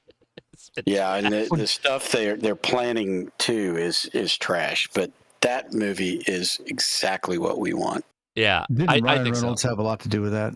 Yeah. He probably fronted up money to make it happen. I bet. I'm sure he's got investments in this succeeding. I would not be surprised if this guy makes some serious bank when this comes out because people are going to go watch it like crazy. Mm-hmm. It would have been like if Mark Hamill had looked at those movies and said, "Hell no, I'm not playing that." Yeah, Ron Reynolds has a writing credit for the movie. Yeah. Mm-hmm. So EP says Dune does it better. So Dune, I love Dune. Dune is Dune almost starts to dip into 40K territory of how deep the lore goes. Right? Dune is very dripping in lore. The recent movies, I watched the second movie, it's very good. I think that the new Dune movies are better than the David Lynch movie, which I really like. I'm very impressed by it. So if they continue that into Messiah, like, oh buddy, it's gonna get real weird though, because I don't think people are ready for how weird Dune gets. Dune is weird. It's proper weird. But the fans of the books, and this is what really kills me about this, when they do these things and they go, well, geez, it's not going to pull in the regular audience. I still would love to see them do the movies and just follow the entire story. Oh, yeah, but they got to make money on it. Yeah, So- I know that's the problem. They could probably get away with doing Messiah because they have the twins, so main character has a boy and a girl. They're twins. Mm-hmm. And he is the Messiah, the foretold Messiah. Yeah, I don't know what they... Yeah, go ahead. No, I was going to say that I think they did a better job in the new movies, particularly in the second movie, explaining that what happened with the Fremen was like a political hit job by the Bene Gesserit. In the David Lynch movie, they focused more on he was truly this prophesized being, the Kwisatz Haderach. But the reality is that in the new movies, the Bene Gesserit had propaganda to create that prophecy that created this wellspringing of the Fremen supporting the Kwisatz Haderach. Yeah. And I think that was perfectly done. Very good. Go ahead, Don. Go ahead. Yeah, well, I was just going to say that's one of the things about the Bene Gesserit is they are playing this really long game. Oh my and God! You get this, you get the sense of it in these two movies as opposed to the David Lynch movie. But towards the book thing, I would love to have seen them continue on with the Foundation series because, oh man, those books are good. I do want to go back and comment on the fact that Bene Gesserit is in the long game. Just think of how many clones of Duncan there are. Yeah. That's all I got to say on that. Yes. So the answer to your question is yes. Anyway, that's as far as I'm going to nerd out because I got to get out of here. I'm very hungry. I will. Yeah, go ahead. Before you well, go ahead, Don, and then I want to say one last parting word. Well, all I was going to say was I appreciate you indulging me for that couple of minutes. Yeah, man, I like that. Go ahead, Frank. All right. I want to give you, especially you and Mike, Kadam, are the two of you, but especially you, a very special shout out for helping me on my journey in the YouTube community. You especially have helped me with a lot on the back end. Oh, well, you're welcome. You know our conversations. You have helped me tremendously, and I want to give a big thank you to both you and because Mike's done a bit of helping too on other things. I want to give a thank you to you two right here at the end because it's been absolutely fantastic, and it's only up from here for me. Yeah, you're welcome. And by the way, I don't know that anybody does or doesn't know this, but Discord is probably my primary means of reaching out. You can just message me, and I do answer like YouTube back-end questions for people. So if you actually are making a channel or whatever like that, and I don't have a problem answering you because I don't think this is secret information. It's just you kind of have to either be doing it for a long time or go search it out. And so I'm happy to break through the chaff a little bit, at least to tell you what worked for me. It doesn't work for it's not all the same, but that's what's worked for me. But of course, don't hound you about it either, right? Well, yeah. Don't. Well, no, I'm very responsive on Discord. Discord's easy for me to reply to. I don't have a problem replying on Discord, but yeah, be pointed with the question, I guess. Don't say like, "Hey, help me make my entire channel." I can't do that. Like, give me a little bit more to work with. I just wanted to leave it on a big thank you for everything you've done. And no problem. And Mike, you were one of the first channels I found, so. Oh, well, thank you. Thank you for watching, too. I appreciate that. And thank you for all your help. You do help out a lot. You've been helping out for weeks and months now, so I appreciate that. And helping out with the many YouTubers who deserve, the identification that they get. And Frank actually knows a lot of the up-and-coming YouTubers better than I do. That's my own fault, but he makes sure that I don't forget anybody, which I think is important. As far as 40K goes, oh, man, hot rumors. I heard that Henry Cavill walked away from the 40K thing. Mm-hmm. I heard I've heard it too. That I'm so God, so mad. Like very, very upset about that. But yeah. Antenna question? No, I gotta go, man. I got it. Well, wait, what is it? Quick. Is it a quick one? Very quick. Have you guys put the new Faraday J-pole antenna up against the other J-poles yet on YouTube? I have a video where I do a comparison with the Faraday J. It's on there. All right, I'll go looking for it. Thank you. Yeah, go check it out. Yeah, Dane. Listen here, Tim. Watch this video, Dane. And did we get around to the antenna for the T-Deck? I gotta go. I know. I'm sorry. I gotta eat. I'm not necessarily asking you.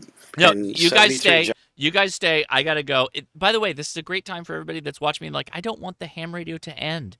Join the Discord. Go join all these guys and go hang out with them. They'll answer your questions while I'm gone, and it's fine because they're all super smart. So everybody on the Discord, thank you so much. I'll talk to you later. All right. 73, Josh. 73, Josh. See you, Josh.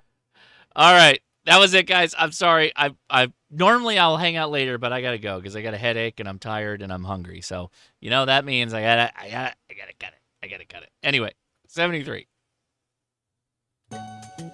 Wrong one. Again. There it is.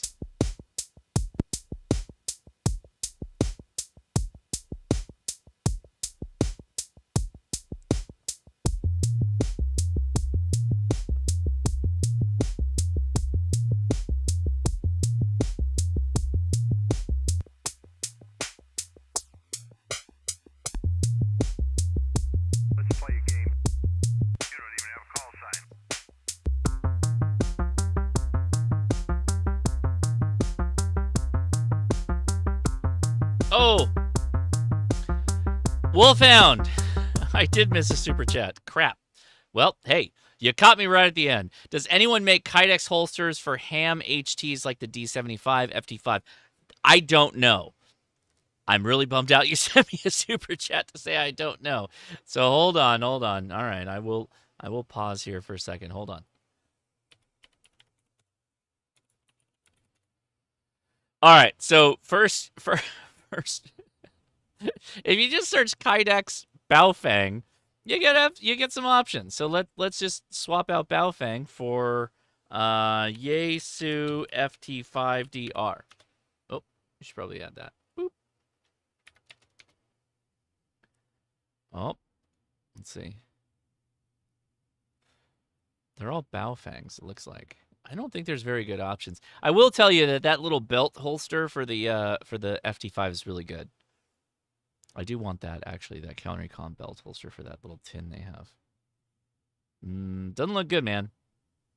And let's say Kenwood THD75.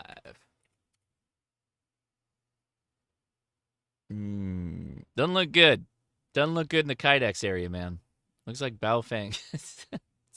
It cracks me up that, like, in the high-speed, low-drag community, they're like, nah, dog, Baofeng's where it's at. That's where we're hitching all the ponies to. We're hitching all them ponies up to the Baofeng radio. Like, bro, that's not the way. That's not the way. All right. So, sorry, I don't have a better answer for you, but you can get a Kydex Baofeng holster if you'd like. 73. Back to the goodbye.